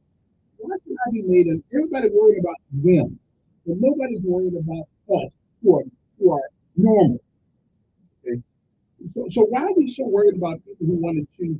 And hey, listen, everybody's got an alternative. You got it right, but there has to be a place where people can feel comfortable to do what they know is logical, reasonable, and right. I shouldn't have to. My job should not be in jeopardy because I don't want to acknowledge you as a woman, and I know you're doing that. Okay, you're making me uncomfortable. Nobody talks about. Oh, what are we gonna do about that? Right. Well, your question, and I love that there are a few other things to worry about, gun violence and other really pressing issues in the community. But it was just that they're, to your gentleman's earlier point about, it's God above all things. And to know, and I firmly believe that everyone. And he made man and woman. Right, and everybody though is a child of God. And I'm the law. I'm getting up with God. But I gotta to just make laws, how to make things a little bit more fair, safer, equitable. So, to your point, you should create a society where people can, live out their lives in a way that is good and the way to not let them put on other people, and that's what the movie is trying to get at, is making sure that people have their individual rights, but still come to the extent that they like to go and Okay. We talk about gun violence when you come back. I think it's a hapless conversation, however. America's always had guns. I've been shooting people for years.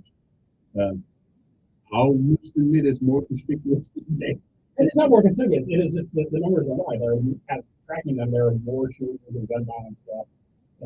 That's because we keep.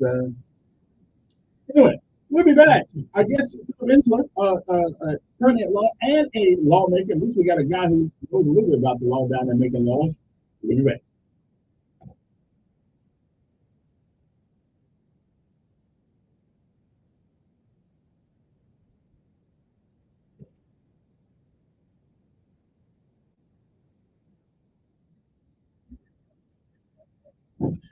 Well, we are putting people's jobs at risk because we don't want to sit there and call you a him, and I know you're a shim or a shim.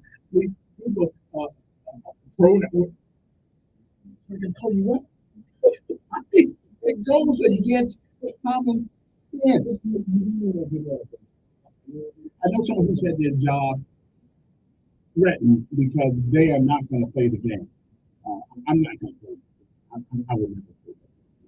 We go to school, we learn biology, we learn anatomy, we learn all these things. Now you're telling me that what I learned in school, that you made me go to, I was compelled to go to, now no longer works. What the hell? Let me give an example. So they're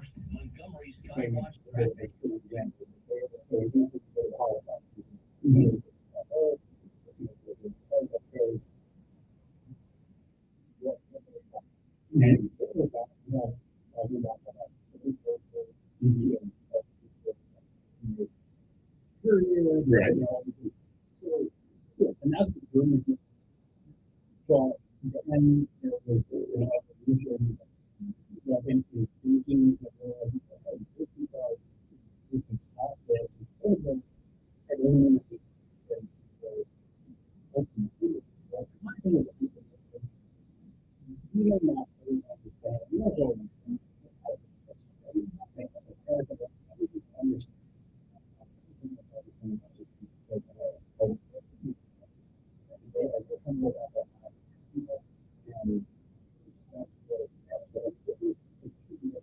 We shouldn't, here's the thing. I shouldn't know what you do. That's your business. If you want to go on a class, right on. But I think it is so provocative in the workplace. We got DEI, we got all this crap we got to put up with now because somebody wants to be weird. It makes us It makes us uncomfortable, quote unquote, normal. So nobody cares about, are we living in a society pretty soon that's no normal? You know,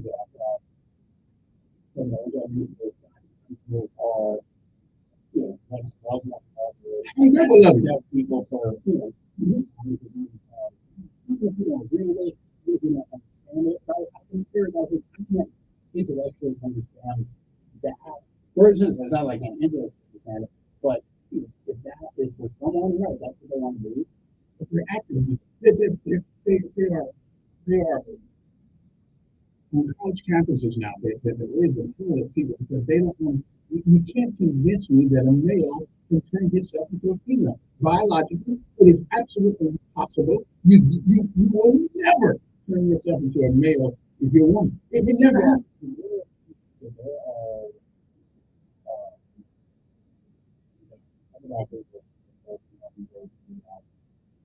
People are experts on these kinds of issues. Supposedly. I'm not going to, they went to medical school, they did all the years about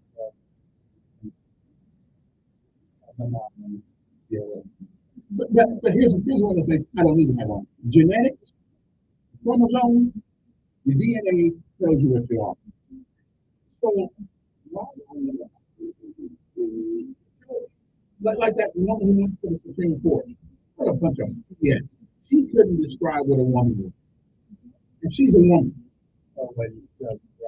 Yeah, come on. She talked us like a damn fool. Of course you know what a woman is. You're a woman. But it's about politics. That nothing to do with right or wrong. Okay? You're a woman, but you don't know what one is. Okay then. Because she wanted to be on the right side of a political issue. That's what her. She was intellectually dishonest with all of us in America. What do you think? On the other side of it, that by focusing on trash and these other things, you find that someone has certain viewpoint on it, but that has become the obsession. Because they keep pushing it on us. They keep pushing it on us. And they're trying to convince me that you're what you're not. You are a god. Every facet of our society right now, they're pushing it on us. It's crazy to me. They're pushing it on us. Cool. Okay then, I'm here. I get to Philip Insler. I just putting up with me this morning. I appreciate that. I guess I'm just too old to feel. Hey, it's not about putting. I will say this. I enjoy and I know it's people get personal of a political team, and it's not people strongly disagree. But still have that security of yourself. I think we've lost that in a lot of ways. Right? Just because someone has different views doesn't mean they're an enemy, doesn't mean they're a bad person. Sometimes they can be. That is true. Sometimes they can be. But no, I think it's a healthy thing in democracy to engage in back and forth and to figure out. Right on for democracy. Good morning, you're on there. Good morning, sir. Bill Insler. Good morning. Go for it. Yes, sir.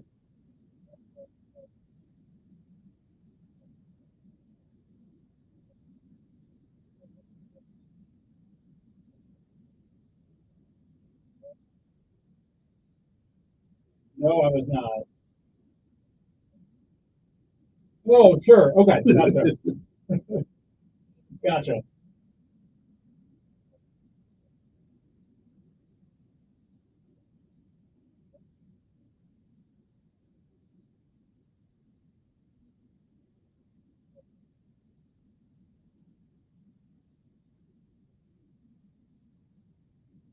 Sure. So if someone is subpoenaed, that is a court order and they should follow that. No one is above the law. They should go ahead and report to that and testify on behalf of it. And if they are refusing to subpoena or cooling it down, and then we're going on to a committee, maybe this is a generalization, but I would think that that would be hypocritical for them to go ahead and start sending subpoenas to others. If he himself or she herself is not going ahead and following that order.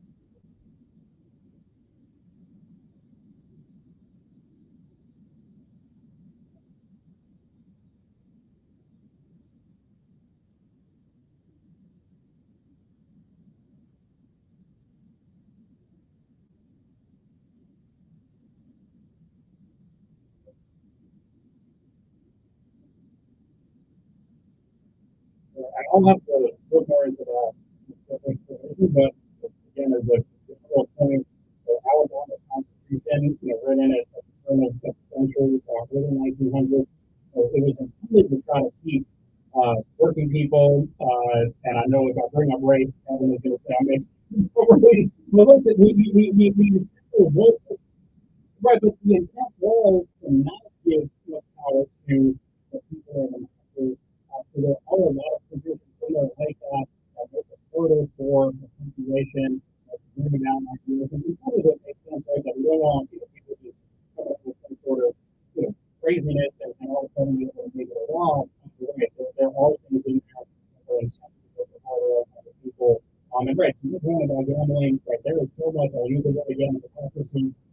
And we see that in so many situations where lawmakers and politicians will say one thing to people in the community what they can do, but then we find out that they're doing exactly what they're condemning, and the people that's right, the powers and the money behind it, they try to make it a moral case. Right, they themselves are going and having a good time. Good morning. That's Lindsay. Good morning. How are you?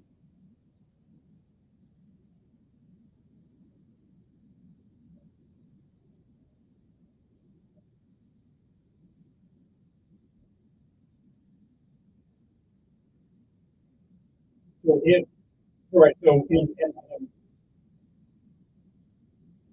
so in a general sense, right, so a court can either, if it's a congressional committee, they do have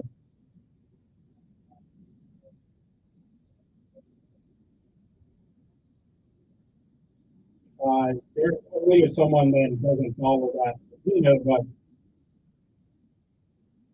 but what I guess is there a broader point you're trying to make about it if it's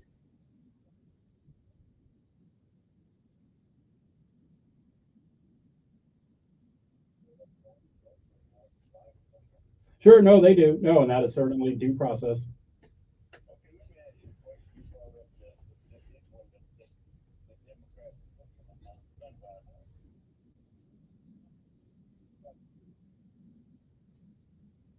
Right, so there are a range of things we do. And let me start by saying this. Well, I want to give you a range because there's not one single solution or one thing. No. I'm going to talk and get to the points, but I want to, it is not a, the issue that we live in is right. You want a 10-second soundbite of one thing that I'm going to say. Right, so I would say a few things. Let me say this. Let me answer because I have read on this to offer solutions. One, it does start in the home, and it starts with individuals and families making responsible choices. My government can't legislate everything. As a lawmaker, though, fewer things that we can do. There are things called blocks of the right.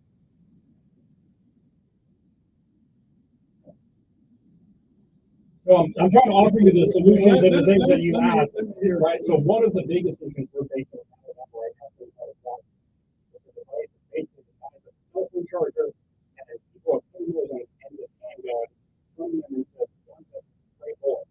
Right. So right now, our district attorneys throughout the state, the big 10 mayors right now, all said that is a major issue. So for everyone out there listening, that gunshots being fired off the night, people that are concerned about some of the violence, right? Everybody can get angry, right? There's a second amendment right to that, but we're just saying you can't get rid of the device. If you're going to put on it, and all of a sudden it's straight bullets that are wreaking havoc in our communities and neighborhoods throughout Montgomery. So you want a solution? That is one thing that I absolutely support. Our law enforcement district attorneys, Democrat and Republican mayors, banning those. The people that are scheming. Good morning, you're there.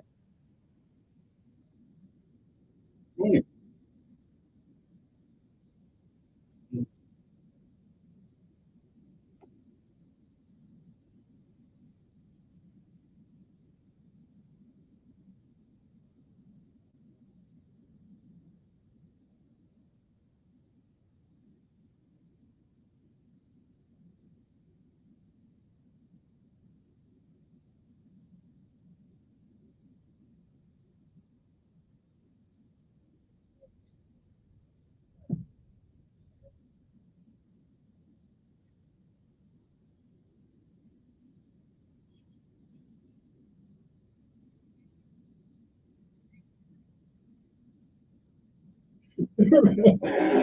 All righty, appreciate that. That would, I love that second one. I think it'd be hard to enforce that second one, but I hear you on it. And to the first point, I have not. That's honestly the first time I've heard it come up. Doesn't mean it's not an issue. I do know though, right? In other cities they have those, and I've seen them on the streets where it does say, that you will be fined or you will be, it's a violation to not too loudly. So again, it will be more of a issue allowed to have that. Look more into it, and I hear you. Those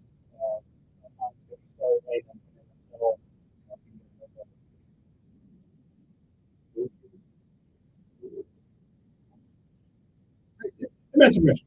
One of the things I think the legislators could do, if you are upon conviction, and if you have been found guilty of a crime, in that crime you use a weapon, whatever, I think it'll be a mandatory 5 years, no parole, no nothing. You just go to jail for 5 years.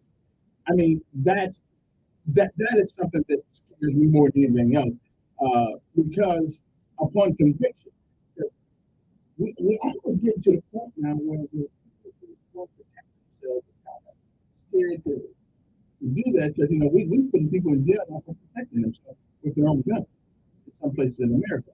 And I'm just, but if you get convicted of a crime, I think that'll be mandatory 5 years for added on. Well, it's this. If someone that was getting,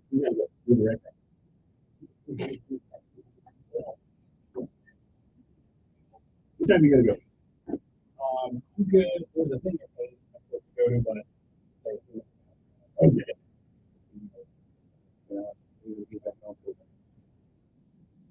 That's fine. Okay.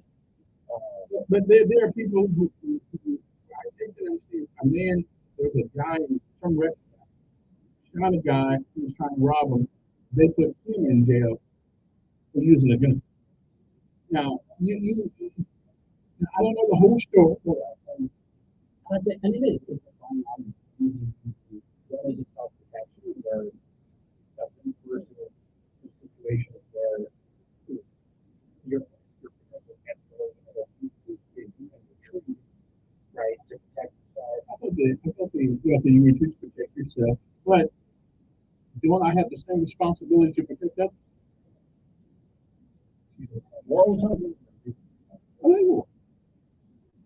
You don't building that others. What are you going to do to police? Right, but the Supreme Court said police have no responsibility to take care of me. So who the hell does? Me.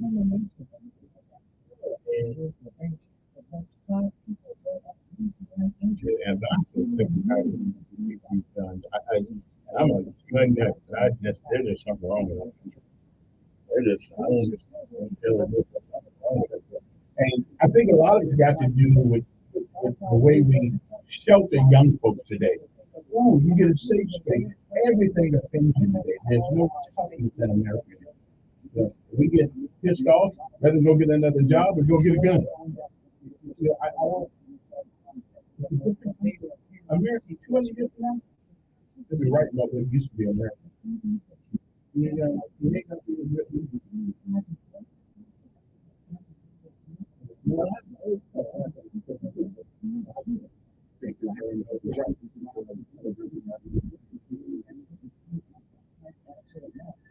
Our obsession with politicians or celebrities, our obsession with listening to, just going along with what they say versus right. You kind of like y'all stuck. The Democrats stuck into by getting rid of money. And you doing a good job. But you talk about gerrymandering, brother. The one I'm in, the one with Meadows, they wrote it out. I mean, listen. Nobody's walking around since and looked at what they did and know it's new. People have this impression that gerrymandering is for us. It isn't. It's for the political party. And I just think what they did, they ran Hubbard out of business. They heard Hubbard to him and he came along. Right? That's a new, I think. Yeah. I mean, this is it was just all the data and it happened right.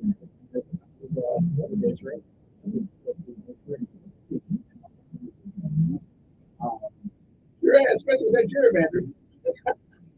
It's like going from here to here. They're going downstairs on the first floor. Oh, we just went to this little room right here. We come back up here. I mean, it's a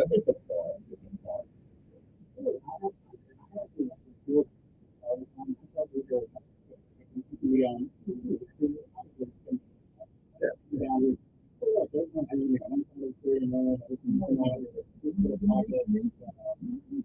I love that this is it really does. I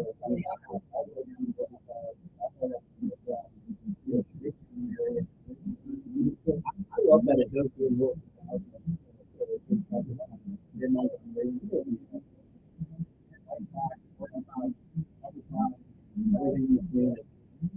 But when they use that creation, with a particular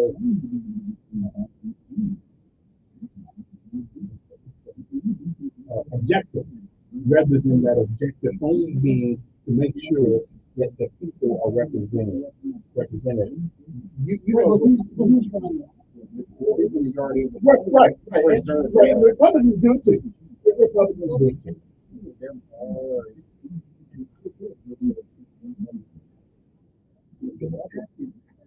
And then redistricting commission that are, it's not boring. I say vote at will. Vote at will, no party. Be on the list, whoever gets the most votes wins. That's the American way. But it's like, this is kind of,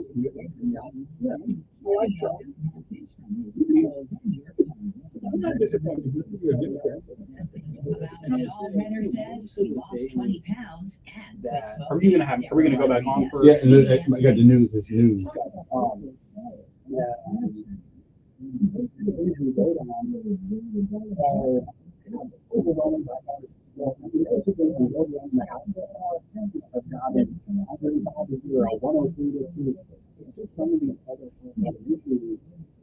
These are important, but it's sad for the most part. I want to what we're doing is not this big Democrat Republican divide. Yeah, that'd be great. You want to come with you again? Okay.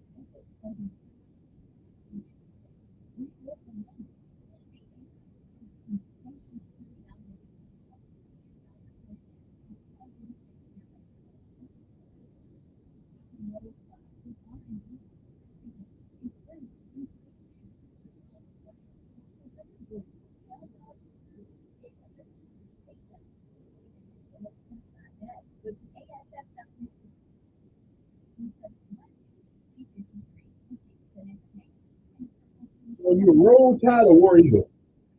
I'm a Roll Tide, and Which one War Eagle? hey, water is water. I don't want to give like a politics connection. So,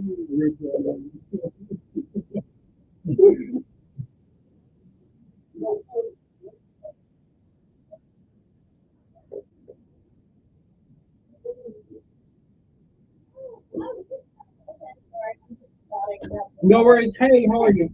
Hey, I'm Melissa Bowman. Oh. I'm next one. Oh, awesome. Cool. Yes, and I believe you spoke at my Rotary Club. I think that's that. Which one are you in? Montgomery Rotary Club at RSL. Oh, yeah. Activity Center? Yes. It's so fast. Thank you. No, I appreciate. Well, this guy keeps me on my toes. So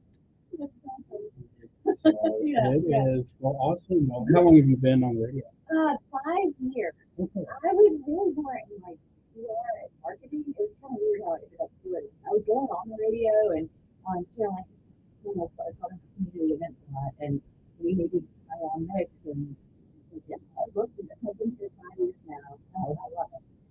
Yeah, you'll have to come on mix sometime. I would love to. Yeah, let me. I'm gonna take your number and I'll text you. Yeah. And then just let me know.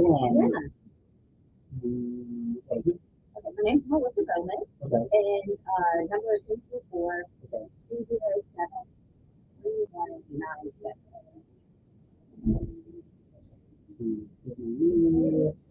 Yeah, just give me what time is your show or We're on 6 to 10. We usually do interviews like between 7 and 8:30.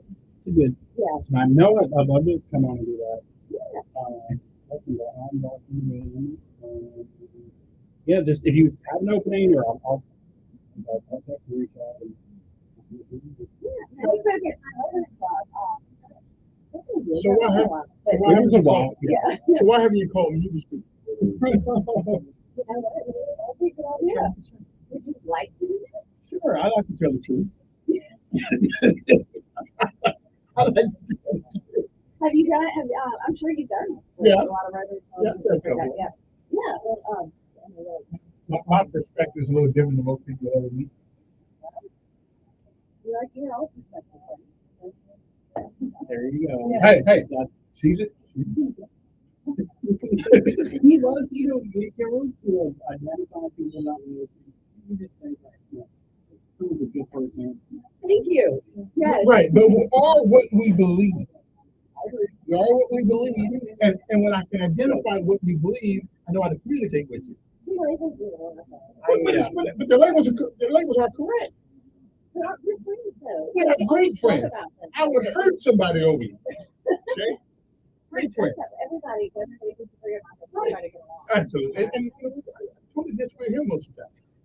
But when you right's right, logic and reason gets us all to the same place at some point. Right.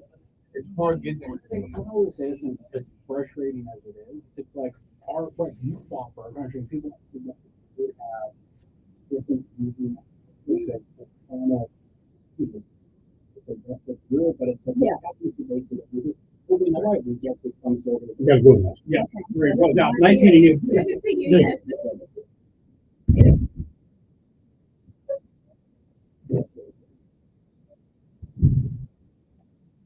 Okay, we are back. Our guest this morning is Phil Engler, the newly elected member who represents District 74. I believe. Yeah, District 74, that's correct. And that's what I'm in. So you get a Democrat representing. Okay, that's okay. Well, hey, and I know at this, like the representative 74, I represent everyone, Democrat, Republican, Independent, moderate, black, white, whatever someone is, I have to represent all of my constituents. I wanted to quickly say, because I know you got to go see that the biggest issue I heard during the campaign was public safety to the gun ban. And I just want to emphasize and let everyone know out there that, we can have, certainly, as I said before, that's Second Amendment right. We want to also all of our constitutional rights. I think there are things that we can do. We propose more measures in weeks. Guns on infringing on the Second Amendment, but for example, support district attorneys, law enforcement, community, in trying to make it a little bit safer, because I know how traumatizing it is. So everybody out there, please know I'm working hard the shares and more recent cuts and. Well, there's certainly one thing that you and I both are going to agree on. Something needs to be done. There's too many young folks, too many people getting killed. Just too much. 862-1440 is our number. You want to get a call for the insurance? The state representative for District 74. Good morning on there.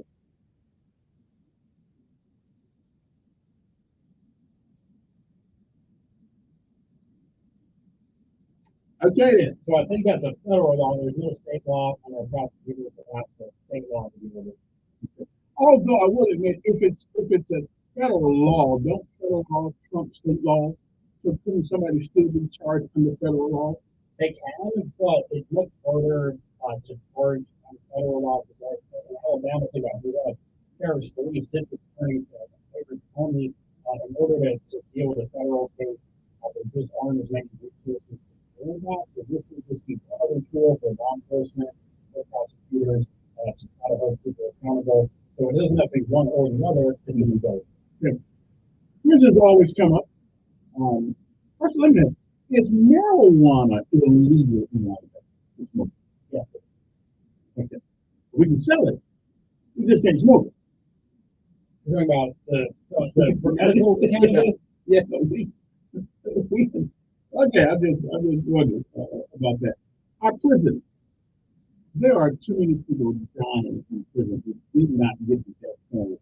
What are you guys going to do about it? You sound like a liberal. No, but all those come over. Sometimes committed a crime, they were sentenced, absolutely should be accountable. And so at that time, all right, they're not sent to prison to suffer, to die. And that is a major issue that we have to bring it up. And even, our in Alabama are overcrowded. We need to be mindful of if someone, right now we have a large population of people that are incarcerated. They committed a crime when they were younger, right? And they have changed their ways and they've been in prison, right? Maybe in the early ages, for people that are not, right, don't pose into public safety threat, but the elderly people that are sick, certainly if they pray that commit a long crime, people that have to deal with it.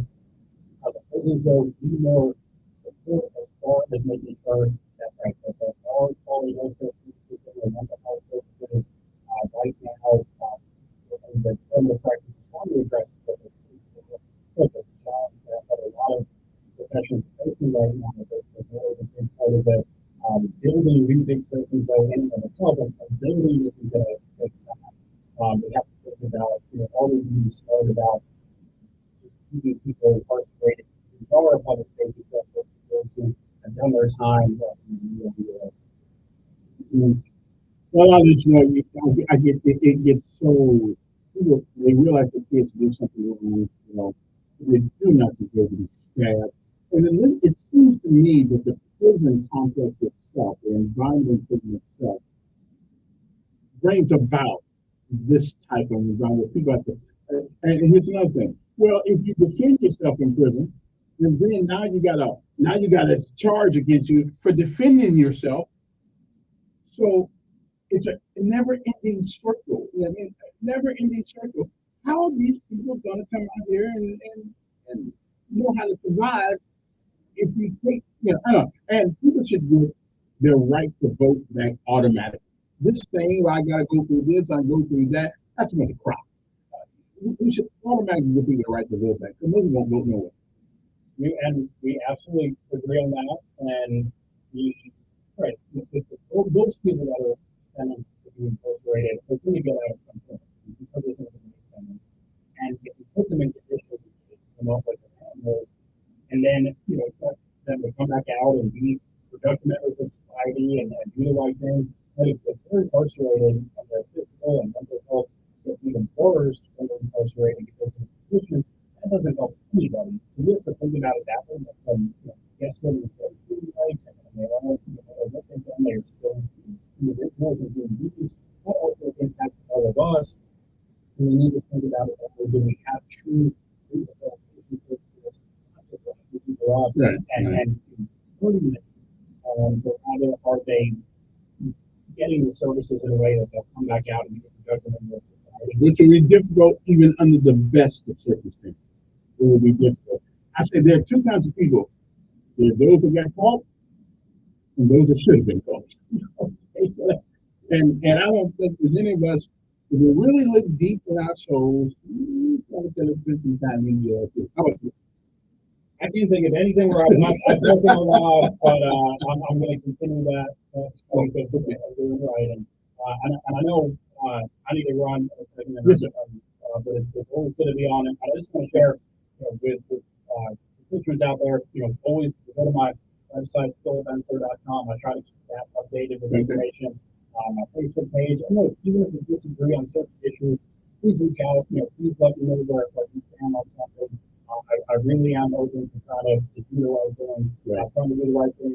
I hope you come back on because there's a lot we can talk about as far as education issues, healthcare issues. There's so much of that I'm trying to do.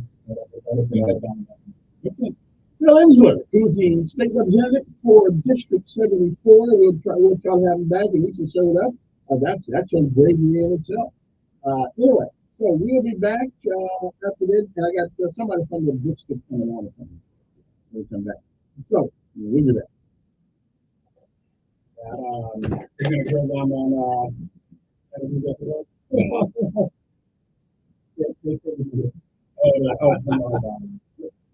No, we're not good. I'm gonna run to and they have so many. I can't tell you how many receptions. This, I don't know. That's because you're an important man now. Always good to be here, and seriously, I'm glad to come on and talk to people that did not. So, and the one thing that I can't get my people in there, they're like, no.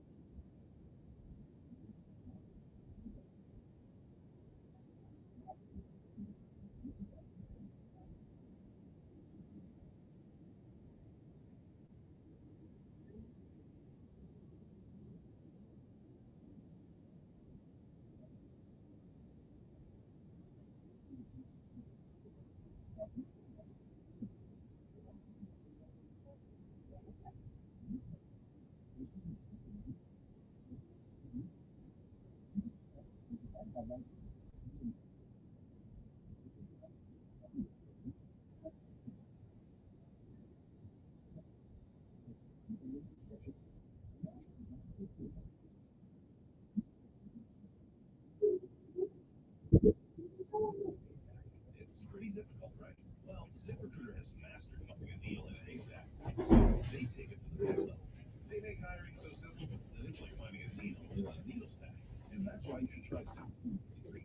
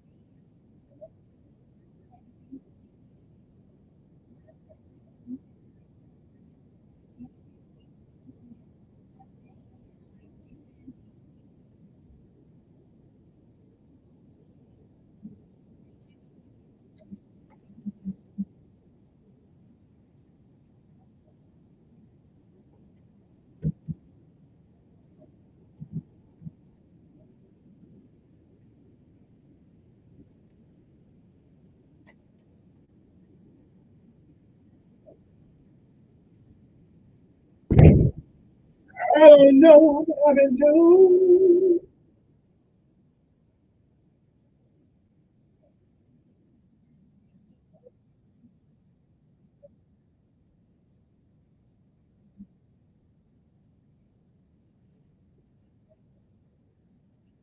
Okay, we're back. This is the show where the only easy day was yesterday. Good morning to all of you.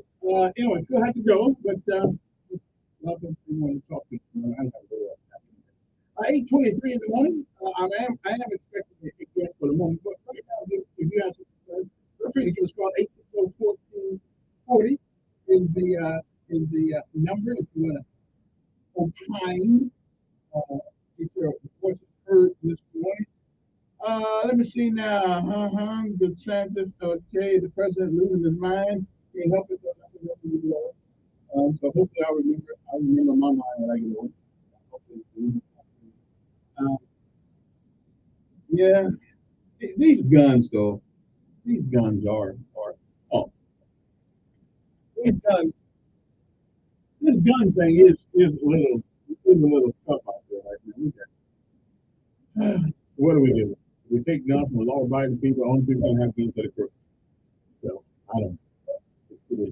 Let's talk about something fun right now. Let's talk about what goes on the baseball field. I got the first home opener here. Home opener is tonight. That's what I thought. Tonight, 6:35 start time. This is baseball in Franklin. We open up on the road down in Pensacola for a 3-game series. Took 2 out of 3 down there, and boys come out tonight. Okay, we're gonna get a W in that. That's a plan, you know. That's always how you draw it up. Yeah, Mike Murphy, general manager with the Montgomery Biscuits. Yeah, Biscuits baseball again back tonight, 6:35 start time. Tickets are still available at biscuitsbaseball.com, or you can come down to the box office and just hang out. But we've got a great night planned. Starting off with our opening night ceremonies. Today it's in all season long. We have Taco Tuesday, something new that we've added. $2 beef tacos, $2 chicken soft tacos that will happen every Tuesday, including tonight or opening night. And then, of course, just because it is a special night at the ballpark, we'll have post-game Max Fireworks. So Max Fireworks will happen every Saturday night still, but we'll have it again opening night tonight. Okay, now listen, I know you're not in charge of this, but see, your games are played here on our station. Correct. This is my house. Yeah, we're on 740. You're 1440, am I right? Yeah. Yeah, 740. Oh, so you're abandoning them. I didn't do it. I didn't do it. Talking to people on the other side of the hallway. I thought you guys played here still. We did for a while. I think for the last 4 seasons. Okay. We've been on 740. Well, here's the problem. You guys haven't even invited me down in the booth with the announcer yet. I guess I tell you every time you have an open invitation. We'll go talk to the people around the hall. We've got immediate pass for you. You come in, and we'll just pop in with it and just start calling games. That's what I want to do. I want to do my own Howard Cosell thing. Actually, Chris can take a break. He calls 138 games either. You can do it. Now, and my understanding is though, the Major League Baseball rules that they speeded the game up. Do those rules apply to you guys? Yeah, we've actually had those rules in place for the last couple of seasons. So probably test grounds. So last year was the first year that we changed. We've had a pitch clock for several years, but last year was the first year we changed the timing of it.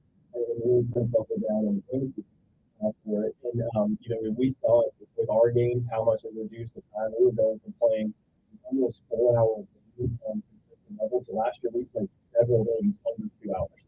It was very impressive. We had one game that was and that just doesn't happen in baseball. Fans enjoy it, the players enjoy it, and again, the speed of the game going up. There's more action on the field.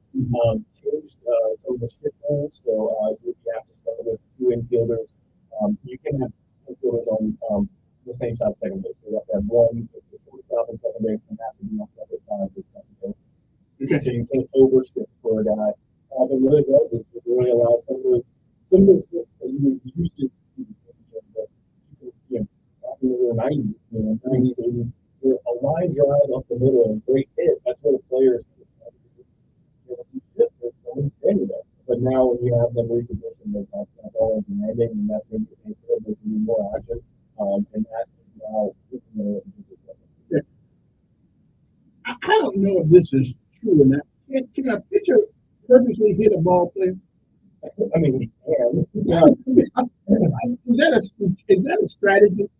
I don't want to get too far into it. I guess it could be a strategy. I don't know why you would do it.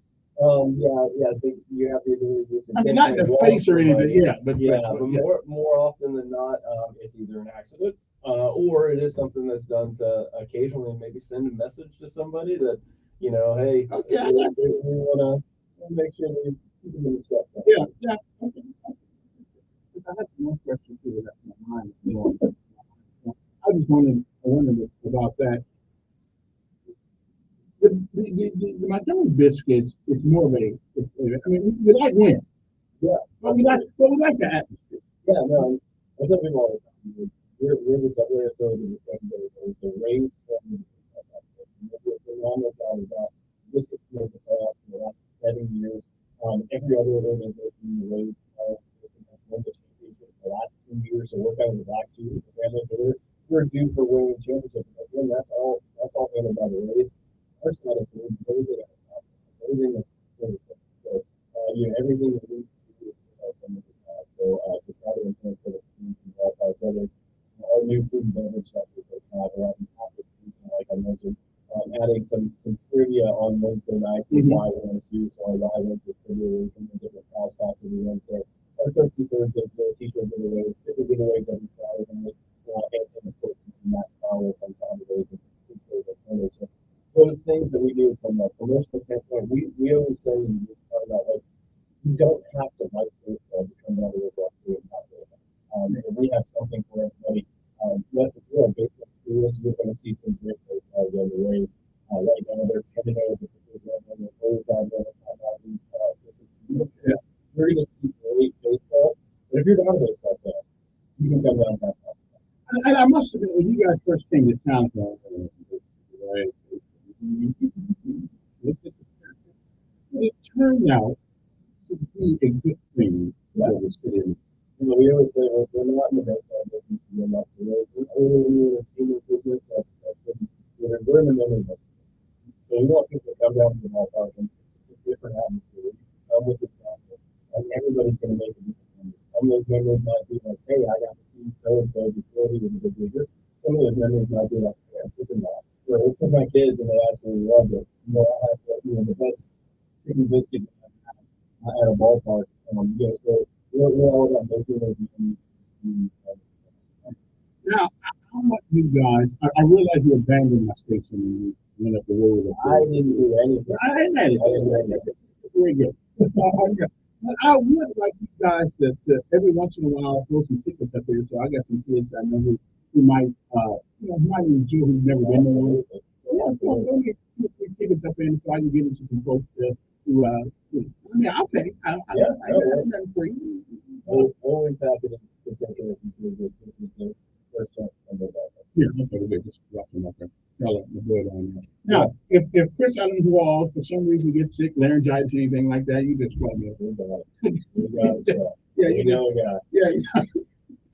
I'll tell him you can take a week off. Not a week. Yeah, do you want to go on the road for him? Now that may be fun. There you go. We'll But find some of those random road trips, and you can yeah, you can go with them. yeah. I better stay local. Yeah, I better stay local. Anyway, okay, so tonight's the opener, and what time it start? 6:35 start time. Gates open at 5:30. Again, tickets available right now at biscuitsbaseball.com. Go down there after the box office at the corner of Cruise Yeah. All right, and tell folks one more time who you are. Mike Murphy and Biscuit. And you are the big dog. Yeah. The big dog. All right, appreciate you coming by. Thanks so much. We'll be back.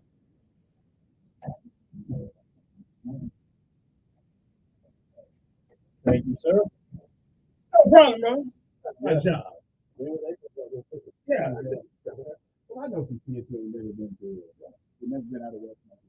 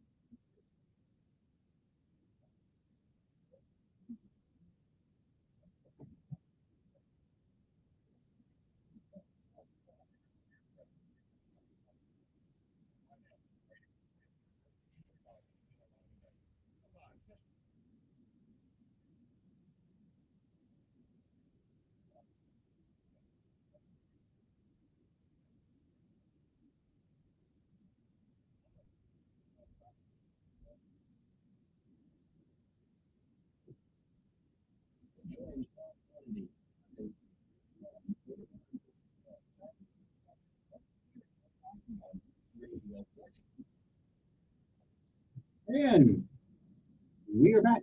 Good morning. 860-1440. Remember that the case where the 6-year-old shot his teacher almost killed her up in Virginia?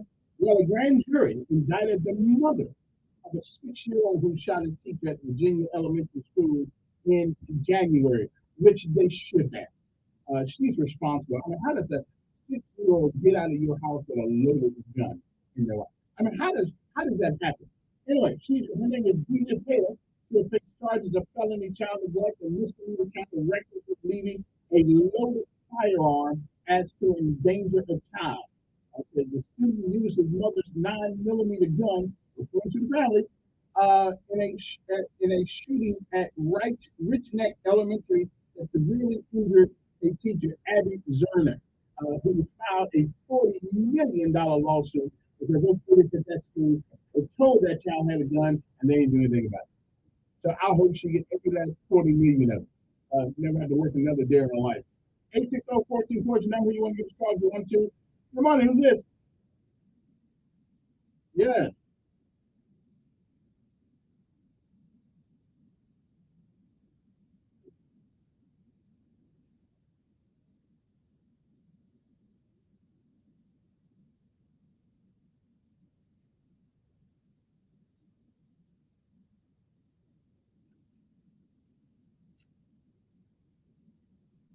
Yeah.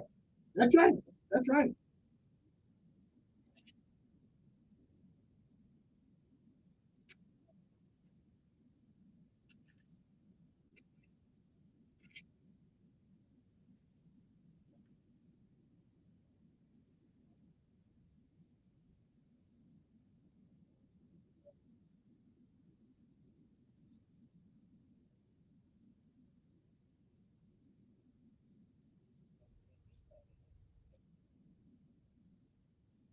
Okay, you got me on that one. I just know baseball is really bat and ball.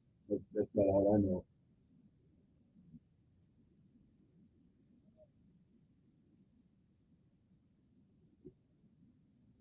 Yeah, yeah. Well,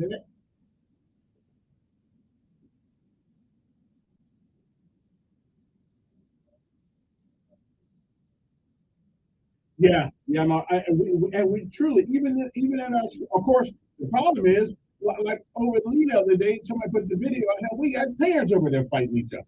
I mean, it's just, will we ever get any normalcy in the actions of grown people ever again? I mean, how can you?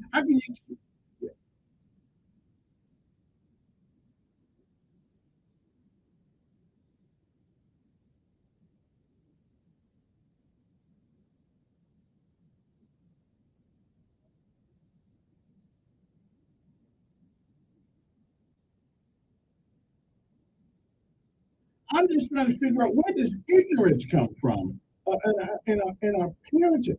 Where did this come from?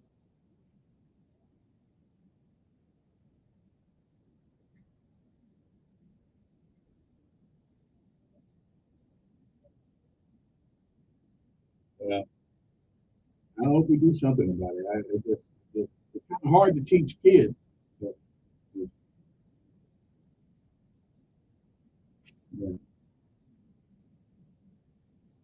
yeah, yeah. We're taking off. We're, we're taking off the schoolyard first. Anyway, okay. Hey, appreciate it, man. Yeah, don't know much about baseball, but I'll ask the guy when he comes in. Sometimes there was a young man who wrote an interesting article. I'm gonna try to find that article in a few minutes because I had it yesterday. He wrote an interesting article about and he goes to value calls. And I'm trying to get today. Okay, so that'd be the 10th. Oh, here we go. Right. I'm going to try to get him on the air between now and the end of the week because he wrote this article that I found very interesting. Matter of fact, let me see how to let me find an article here because I think we need to hear this. In Massachusetts, a combo meal at McDonald's, Big Mac combo now is called $16.89. Okay then. Now, and the mayor names former Maxwell official as city's new COO. I guess it is chief operating officer. I don't know exactly what they do, but okay then. That's above my pay grade, so I don't really. He says many larger cities have established chief operating officers. The question is, are we large enough? So I'm trying to figure what the pay is. I'm trying to figure out, are we considered a large city? I don't know. I don't think we are. But anyway, also, ex-Montgomery police chief sued the mayor, the city, for alleged conspiracy to remove him. Now, I really thought that as a police chief, you serve at the pleasure of the mayor. However, some people said that, former Montgomery police chief Ernest Finley claims that Mayor Stephen Reed and other city officials illegally conspired to remove him from his office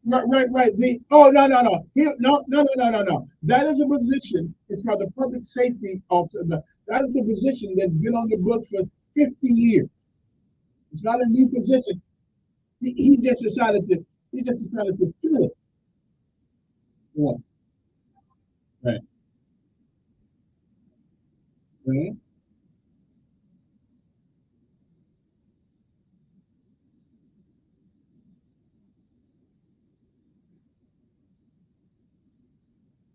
Well, I'm not. And this guy, I mean, a COO, chief operating officer, I guess is the guy that makes sure the mission gets done. You know, but we haven't had one for years and years and years. And this is a new position, so we're just not a very big city. But I can understand cheapest to chip. But that was no. But that was there. That position has been on the books for 50 years. It's the second, right? Right. All right.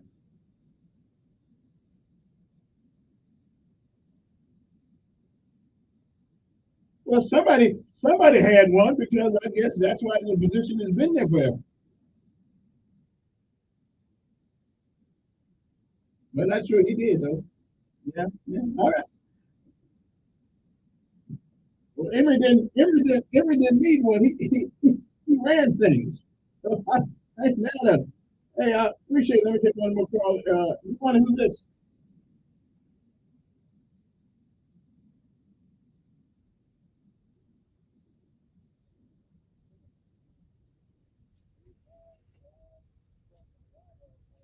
Okay.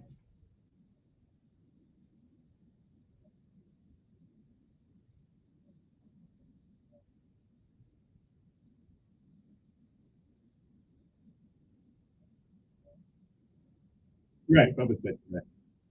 Mm-hmm.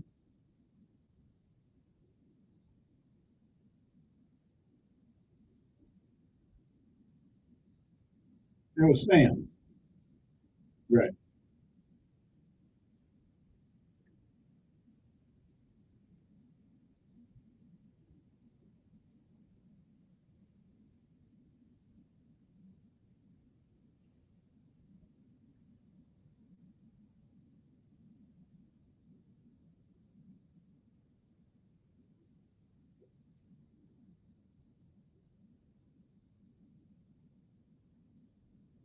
Right. Right. Well,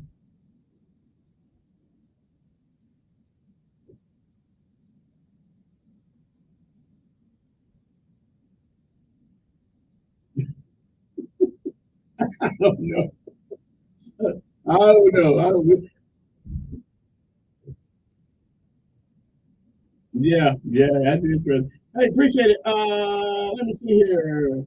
Good morning. Who's this?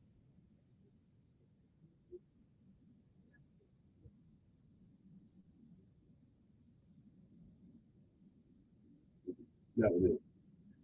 Anyway, it is 8:51 in the morning. Here is the thing. I'm trying to get this done right now. His name is Latavius Moses Dash Thomas, a 15-year-old who wrote a piece for the Montgomery Advertiser that I was so impressed with. I actually stopped what I was doing to read. Uh, and here is this piece. It says, and I'm trying to get them on this week. Disagreements, lack of communication lead black men in a circle of violence.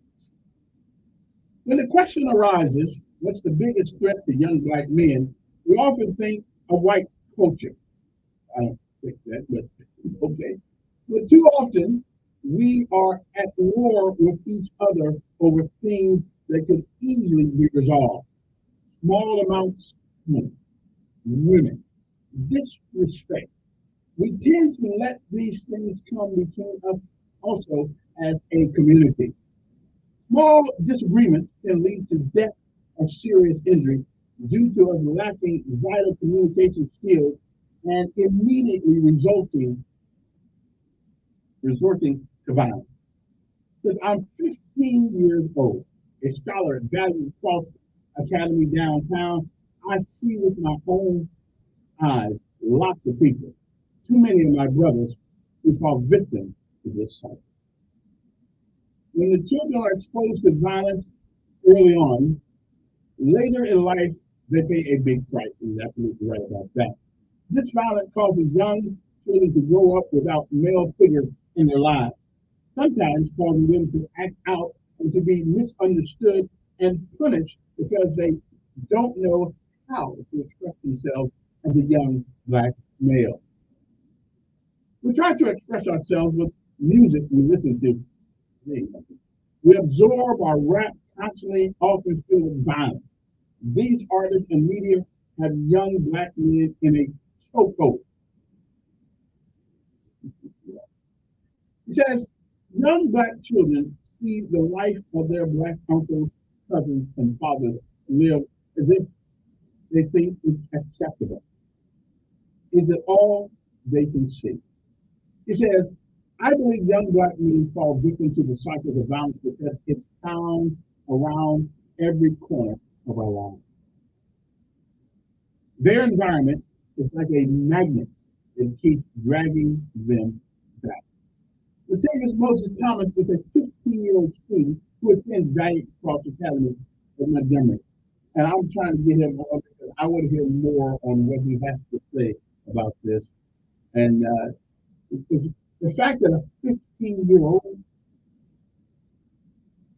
has the wisdom, has the intelligence to decipher what he sees and express it in a way that is comprehensible to all of us, we need to listen to it. Because it's true. Violence, we get violence, we get violence, we get violence. What do we do about it? Can we do anything about it? Well, I'm not going to say that we cannot be redeemed. I'm working on some things right now to hopefully will impact at least a couple people so they don't return to that lifestyle. It's tough.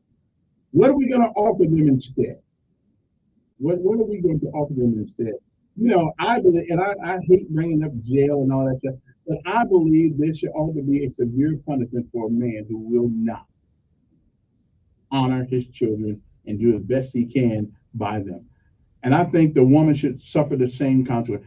If you have all these boys and now after you get pregnant, you don't want them to do it, well, you can't even love you can't love him.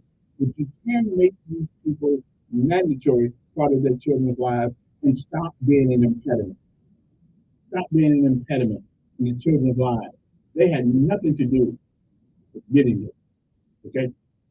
Good morning, who's this? Yes.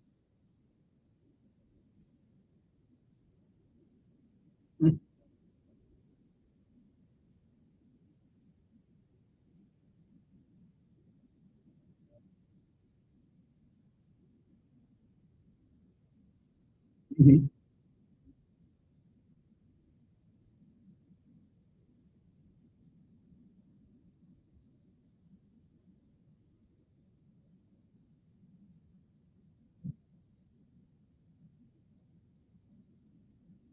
Yes, they do.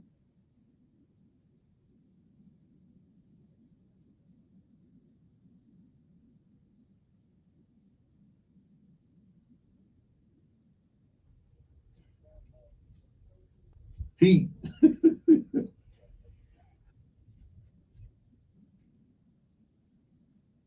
but the male has some responsibility too. I got that part, but we got sense. We ain't dogs. I'm not.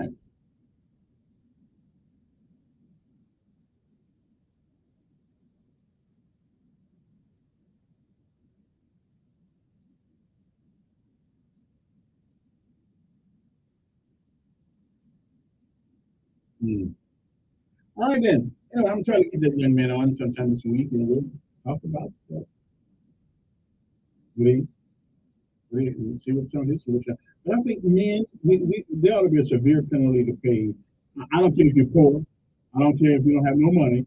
You can at least make your child think they are so important that you are going to stay in their life.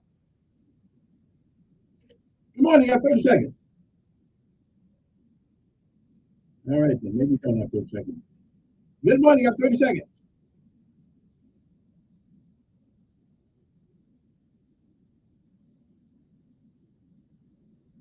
Yeah.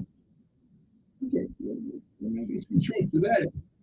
But anyway, well, listen, my time is up. Hopefully, I'm not for the short. So. Anyway, have a great day. I have things to do. But I got trying to get it all together right now. Let's see. I mean, everybody's got a program. Trying something different. Have a great day.